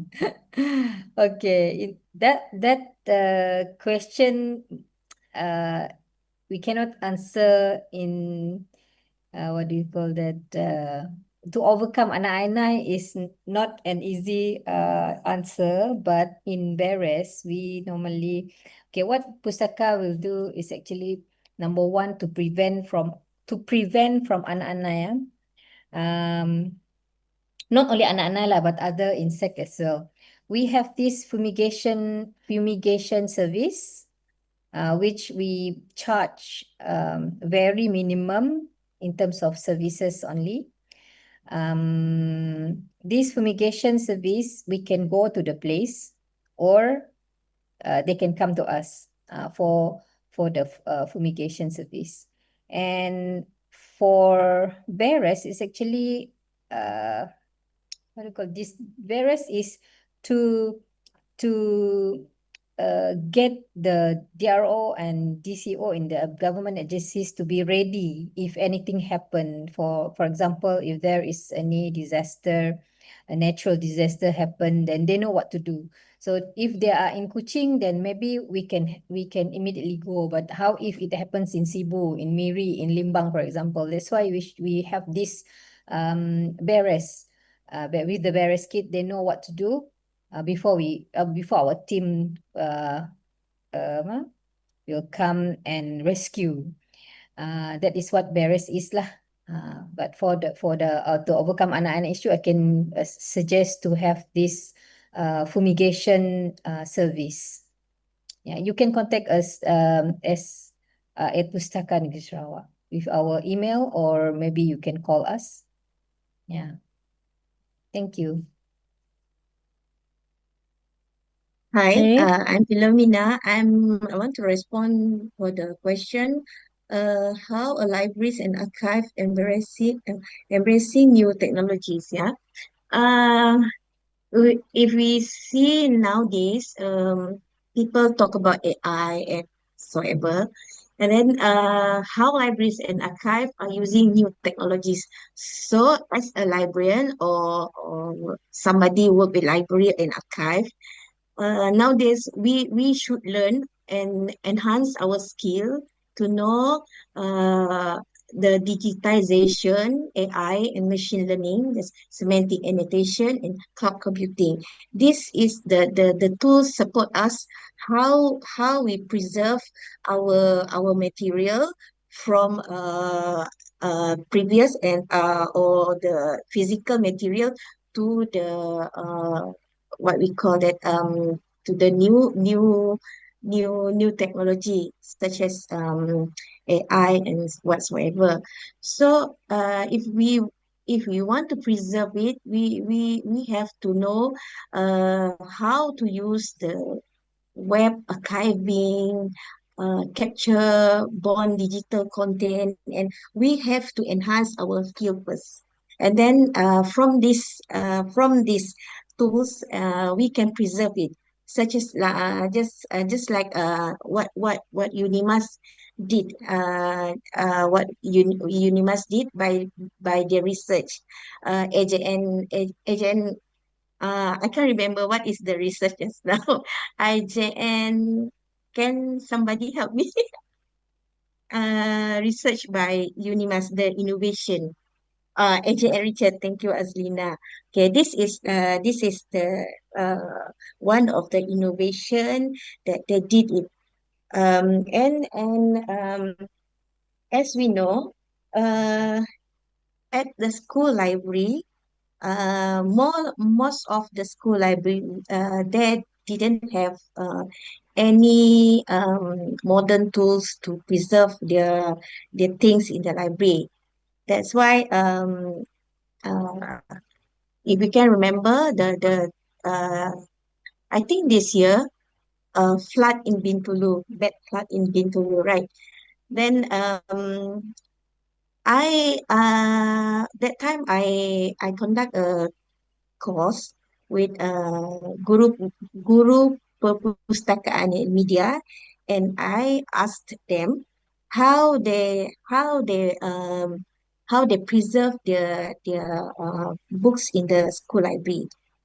They told me that uh, no no way to preserve because there lack of what we call it, lack of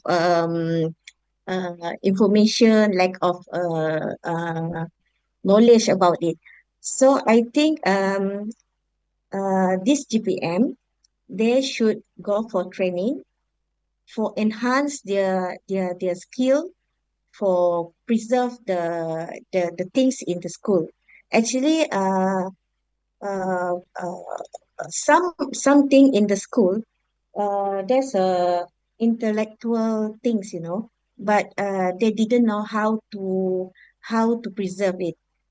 I think Pustaka and state government or federal government or Persatuan Pustakawan should do something to help them. Okay, that is my opinion about it lah. Okay, thank you. Okay, thank you, Madam Philomena. Okay, yeah, we do agree as well. We need proper training for everyone in the librarian profession. And I think one more shortcoming that we have for this training is, of course, budgeting. Yeah, I think that one is the main thing that hinders us from getting the proper resources, proper training, and all that. So we as librarians, I feel like we have to gather, and yes, one of the platform to gather and have these discussions are, of course, Salco 2025 and other editions after this. Yeah, so Madam Philomena, we have one question for you for the paper. So for your paper, what prompted this study on record preservation among school librarians in Sarawak? And was there any specific incidents or concerns that highlighted the need for this research? Like a zoom in on the school librarians in Sarawak. Okay. Actually, one of the problem is to preserve the things in the school, especially the library, the material in the library. They didn't have any knowledge because most of the GPM that I investigate, okay, the lack of knowledge and the experience is not come to 6 or 7 years become a GPM. Okay, and then support from their administration stakeholder. There is no support because lack of money, lack of budget, budget constraint, and lack of time. So what I observe with this thing, they actually needs the training to enhance their skill and support by the stakeholder from the JPN, I think, JPN, Jabatan Pendidikan Negeri Sarawak, to look over the what is the problem in the library. So be concerned about it. And actually, as a librarian, we do care the things in the library because this one is a bridge between past, present, and future. The things we have to keep it as a history, especially the rare books. Actually, some school they have their own story, they have their own history, but they didn't know how to preserve it. So, as a librarian, and then Pustaka, and as I said just now, we have our responsible to help them to enhance the knowledge to them, and then we have to work together. We go to the remote area. Actually, the remote area school, um, so sad. I feel so very sad because they are far away from us and they didn't have any advanced knowledge about it. Okay. Okay. Thank you. Okay, thank you, Madam Philomena. Okay, Marilyn, do you have any questions for I have no question. I was just mesmerizing by today's paper presentation. Yeah, later I will check again in our social media, and Yeah. I will learn the every papers. Yeah, Oh. I love to read. Okay, so I think we have one more question for Madam Diane Kuhoria. Okay, so for Barry's program, since its inception, how has the program been received by the departments and agencies that you engage with in Sarawak? And can you share any feedback or success stories from participants?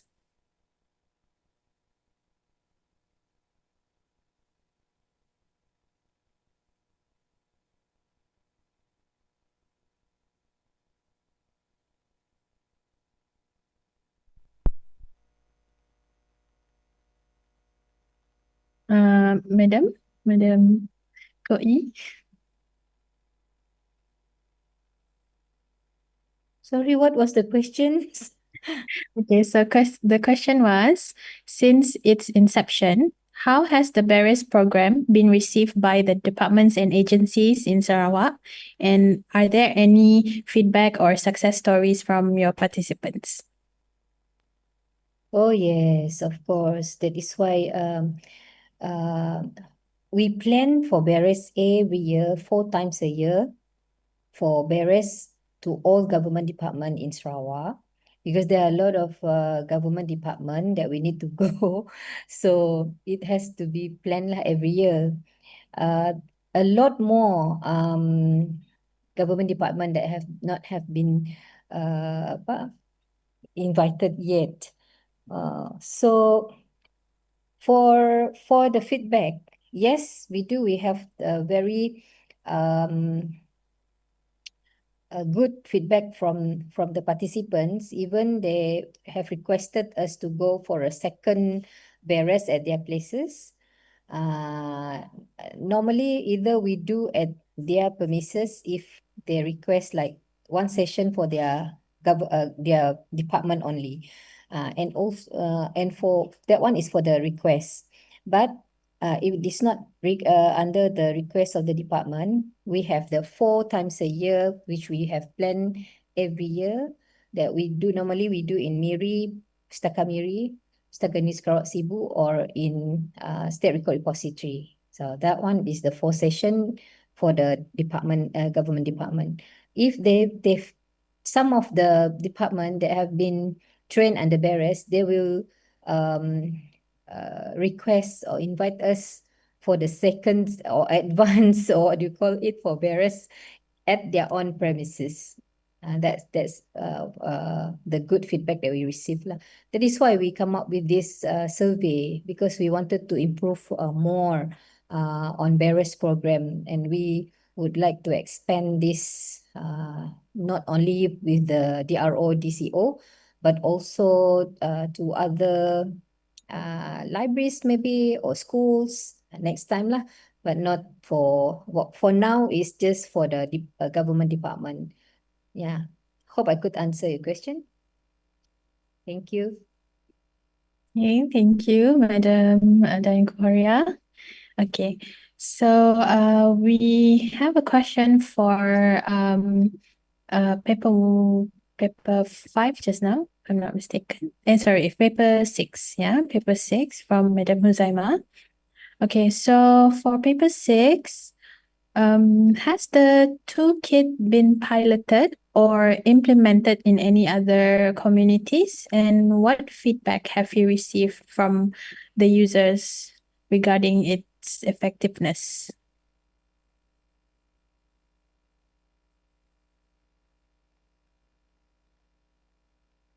So, Madam Huzaima, maybe can address the question? Yes. Sure.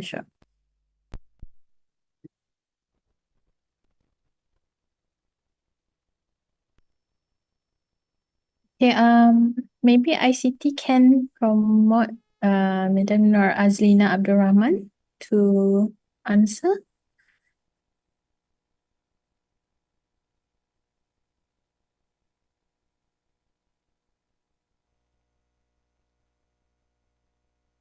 One moment, yeah. We are figuring out our technicals. So I hope everyone is patient with us. Yeah.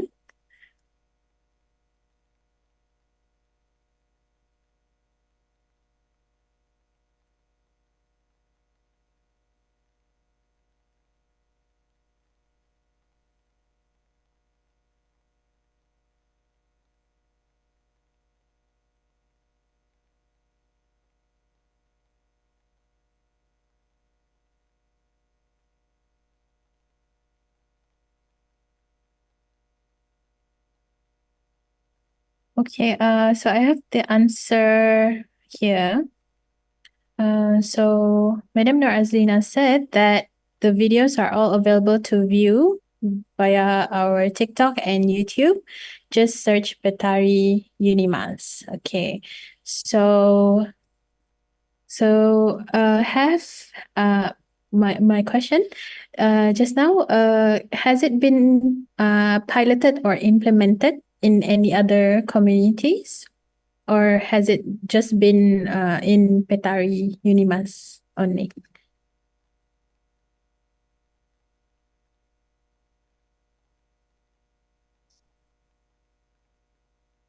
Yeah. Okay.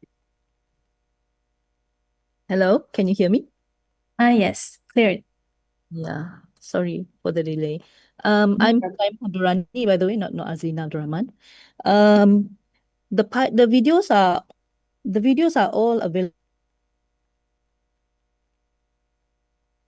So yeah, you can just watch it there. Uh, I'm not sure what you mean by pilot, but we did the Dayang Isa Tandang Sari. That was our pilot project, if that's what you meant. So that is also available at our YouTube and TikTok channel, Petari Unimas. You can just search for that. Is that answering your question? Yeah. Yes. So have you heard any good feedbacks for the videos? And is there any other communities that want to get your site to do the similar videos for their community as well? So far we've just showcased our videos through the research expos. We have not gone to any other communities because it's just new. We started it in May, and the videos were out, I think, if I'm not mistaken, July, August. That's when we published the videos. So we have not really gone to any other communities to bring our project yet. But so far we've just showcase it lah through three exhibitions, research exhibitions, two in Kuching, Sarawak, and one in Putrajaya. We received good feedbacks even from KPT, and inshallah maybe somewhere next year we're going to do a small project with the faculty of faculty Seni Guna dan Kreatif Unimas lah.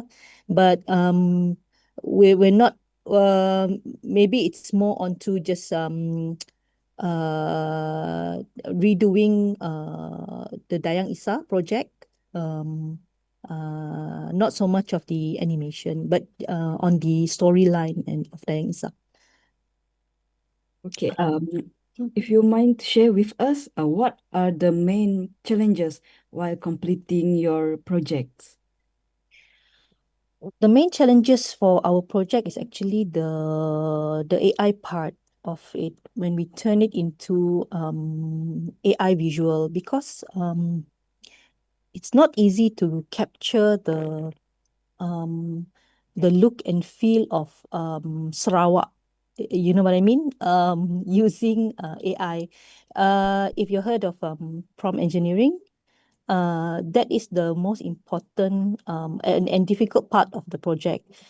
to create the scenes that is of Sarawak lah. For instance, like the story of Pasai Siong, it is set in the Borneo jungle, we don't know when, it's a folklore. So you need to have that look and feel of during that time. Maybe that was in zaman mungkin sebelum adanya pemodenan, and any apa, maybe that time was also belum lagi even the brook came here kan. So it's in the olden days, satu. And then how do you get AI to come up with that kind of visual? So the prompt engineering is very important to get that to get it right lah. Not totally right, but about the same flavor as what would we expect from those era lah. Macam if we make macam filem kan, filem zaman-zaman dulu kan, we need the right props and everything. For this one, visual AI, we need to have the right prompt engineering to create those visual. Sama juga dengan Dayang Isah Tanah Sari. All are in the past. So nanti if you just put it in those AI generative tools kan, if you just create a vision of whatever, nanti dia akan keluarkan ada orang pakai handbag lah, rumah modern, whatever. It's not. You really have to describe it sebagai satu scene yang lama. That is the challenging part of this project. For the digitization, that one, everything is normal for us library. Kita memang biasa buat tu. We preserve dia kan, we bersihkan the papers, and then we digitize it. We create the metadata for it. We put it in a platform that can be accessed by everyone. That is something that we are already familiar with in the library. But for that part, the AI generation, that one is something new for us lah. Okay. Yeah, thank you, Madam Norazina. Yes, it is interesting. And even us as the normal users of AI, we have to have the specifics of the thing that we want to generate. It has to be very, very specific so that you get the exact result of what you are looking for. Yeah. So one more I think I want to ask to Madam Norazina. How do you envision the role of AI evolving in the context of cultural heritage preservation? As you know that today we have a lot of our youngsters that are not really interested in history and all that. So where do you see AI helping in that area? I'm sorry, is this question for me or Norazlina? I'm Huzaima. Sorry, Madam Huzaima. Sorry. Your name is that one. Okay. No Sorry, problem. Madam Huzaima. Yeah. Okay. Just going back to my presentation just now, we embarked on this project because we thought that this when we think about it, our collection is not really I wouldn't say accessible. It is accessible. It's free. You can just go to our website and just read all the papers there. It's not behind a paywall or anything. But the interest of the public might not be there. But we as the librarians, when we go through these old manuscripts, we find very interesting stories, be it folklores or even stories from the past. We have documents like Iban migrations, the story of our the Iban soldiers. These are the early people who were trained by the British officers to fight for them, to fight. To menjaga keamanan Sarawak pada ketika itu. Dan all these stories are interesting because we are unaware that our people are the unsung heroes of the olden days kan. Generasi sekarang, they might not know this, but we're not going to get the words out if we leave it just there in the old manuscripts. Sure, mungkin ada buku-buku yang menceritakan hal-hal ini, tetapi how do you get the younger generation to connect with something like this? They're not going to go to the library, pick up a book. Maybe ada lah yang memang buat research kan, but they're not going to pick up a book and just read about these stories lah, very important stories for us in Sarawak. But we can connect with them through the places, the platforms that they are regularly users of. For instance, the TikTok, YouTube Shorts, and so on. So that's why we decided to create these visual narratives and put them on this platform. Kita tak kisahlah apa ni, dia punya views tu 100 ke, 200 ke, 1,000 ke, tapi at least it's out there for the public. So as opposed to it just being there as a digitized old manuscript, nobody's going to go in and just, tiba-tiba nak baca. The likeliness is probably not there lah. Yeah, unless of course lah kalau kita kat sini yang nak access ni is usually the researchers, but not really the public. So we try to tailor these resources so that they can be experienced lah, if you may, by the public out there. Of course lah, kita tak ubah banyak sangat daripada the content itself, but we should probably shorten it from like a 10 pages manuscript to like a 2 minutes video compressed there, the stories. So I think that is probably where, for us, this is the folklore that we want to bring out there. But the essence is there, you see. So kita kena ni lah berfikir macam mana public, macam mana these youngsters, how they want to see things, or macam mana dia nak discover things. So I think that is something that the library need to think about lah. Bukan hanya macam buku-buku dirakkan ataupun macam bahan-bahan arsip yang ada di dalam apa ni, storage kan. Sometimes we really need to put ourselves out there to the public dengan apa-apa resources yang sesuai lah untuk di-tailor for their apa ni, consumption lah kan. Okay, so okay tak? Okay. Very good, Madam Huzaimah. Okay, so we are still opening our Q&A session for any of our participants to want to ask to our presenter. So you can still type in the chat, okay, if you have any questions for any of our presenters, yeah.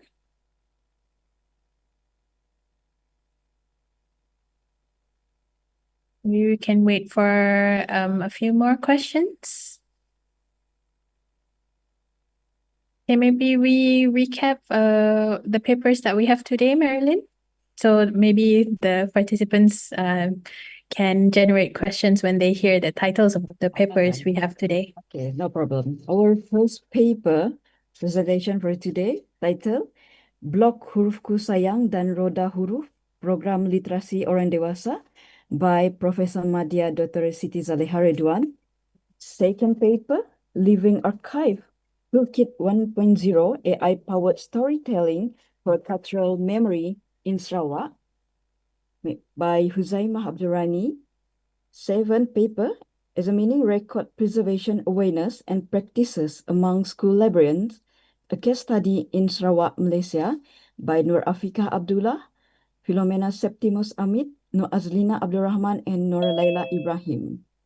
The last paper, Examining the Basic Emergency Response and Preservation Skills, or BERES, at Pustaka Negeri Sarawak, from Dayangku Horiah Awanggani. Yes, and those are under the sub-theme of innovation and preservation, which is why all the papers today touched a bit on innovation. What are the new things that they have done for their community, their libraries, and their line of work? And then we have also the preservation of the records and the collections that we have under our institutions.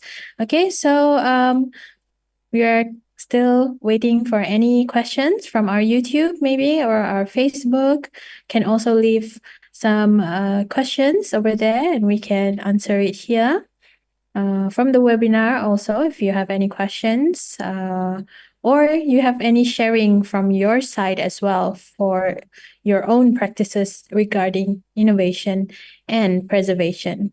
So I believe we have a few agencies over here that might have their own practices or innovative ideas. You are welcome to share, as this is the correct platform to do so. Yeah, and we have this annually every year. Okay, so this is the platform for sharing among us librarians. So feel free to type in your experiences, your questions, or anything regarding our sub-theme today, innovation and preservation.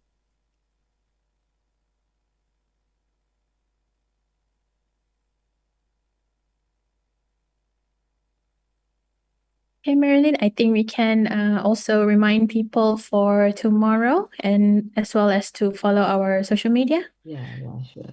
Okay, don't forget, tomorrow is our last day for Salco, and the sub-theme, once again, is about Digital. yeah. Let me check. Tomorrow Yes, is digital inclusion and Yeah. sustainability. Yeah, it's about digital inclusion and sustainability. But before that, Manina, I would like to Yes. to say about Salco this year themes. The theme is empowering communities, libraries, and archive as catalysts for sustainability, innovation, and inclusivity in the digital age. Yeah. Yes. So every year we have a different theme. Yes, correct. And we try to cover everything that is pertaining to our line of work, which is library and archives. And we try to get all of the papers and all of the experts in their own field so that we can have a fruitful discussion here in Salco 2025. Oh yeah, Amalina, may I ask you, have you used AI lately for your works? Of course. We always use it every day for not just for work, for personal things as well. And then of course there are trends on TikTok, to generate. Yesterday we were talking about this. We have those trends on TikToks that we have prompts to turn ourselves into, like toys, or we have like backgrounds that make us look like we are, overseas and such. So relating to the prom engineering, if I'm not mistaken, mentioned by Madam Huzaimah just now. Yes, the prompt that is used for AI is very, very important to get the exact output that we want. But also we cannot just rely on AI, because sometimes they will still generate things that might not fit with the prompt that we have entered. So yeah, of course, we usually use AI in everyday lives. So how about you, Marilyn? Have you used AI? Yeah, I use it wisely, Amalina. I use it for generating the image or the my interest about the short stories, the guideline, and lately I've been using it for book promotion, or we call it book review. I don't want to use my original voice, so I use AI voice to generate. Yeah, it's surprisingly, is very fascinating videos and image. Yeah. The only thing that we are concerned if this this digitalization is being used for not for learning or unethical manners from the users. Yeah. Yes. That's why we need to have education and awareness to all of the users so that they can use the technology wisely and correctly. Yeah. Okay. So I think we don't have any other question from YouTube or Facebook or the webinar itself. Okay. So I think if we don't have any other questions from our attendees, maybe we can wrap up. Yeah, but wait, we have last chat from Philomena Septimus Amit. She said, AI make our life beautiful in ways that tough education, creativity, health, and even human connection. Yes, that's true. Of course, we have to take into account all of the aspects of using AI. It's unavoidable nowadays. It's everywhere. Even in our line of work, we also use it, to promote, to get the word of our activities out there, and relating again, we have to connect to our users with the newest technology, right? And the most effective way and the most eye-catching thing right now is, of course, AI. Yeah. So, yeah, I think we can wrap up. Marilyn, hand it over to you. Okay. And that's conclude our Q&A session for day 2. Thank you everyone for your thoughtful question and engaging discussion. And of course, a heartfelt thank you to our presenters for sharing their valuable insights and research with us today. I hope today's session have inspired us to think about how we can innovate responsibly, preserve meaningfully, and continue to uphold the trust placed in our institution as safekeepers of knowledge and information. With that, we conclude our session for this sub-team. Thank you once again to our speakers and participants for being part of Day 2 of SALCO 2025. Looking forward to tomorrow's sub-team, Digital Inclusion and Sustainability. I now hand the session back to our MC, Mr. Farhan, to continue with the next program. Thank you. Thank you. And that brings us to the end of the Day 2 of SALCO 2025. A big thank you to all our speakers for sharing their expertise and to everyone here for your enthusiasms and participations. Tomorrow, we'll be wrapping up the Colloquium with our final theme, Digital Inclusions and Sustainability. Is going to be another inspiring day, so don't miss it. Until then, thank you once again for being part of SALCO 2025. Have a wonderful afternoon and see you all tomorrow. Assalamualaikum.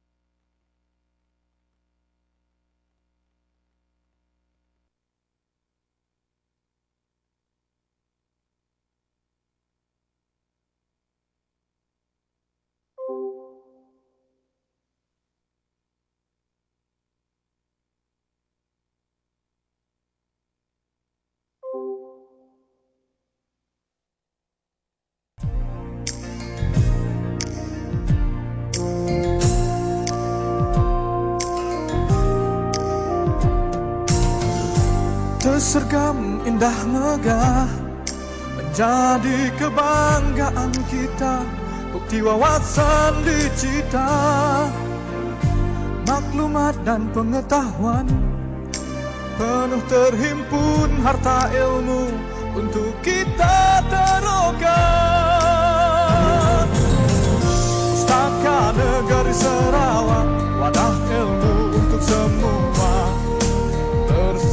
bersama kita manfaatkannya.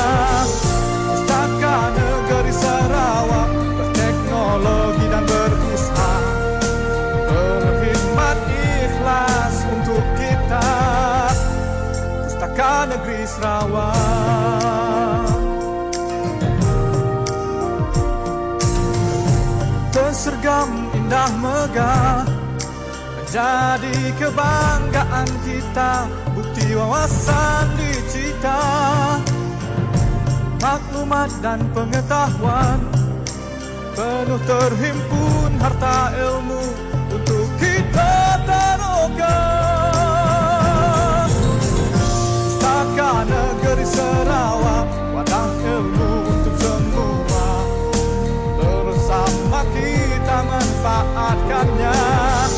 Pustaka Negeri Sarawak berteknologi dan berusaha, berkhidmat ikhlas untuk kita. Pustaka Negeri Sarawak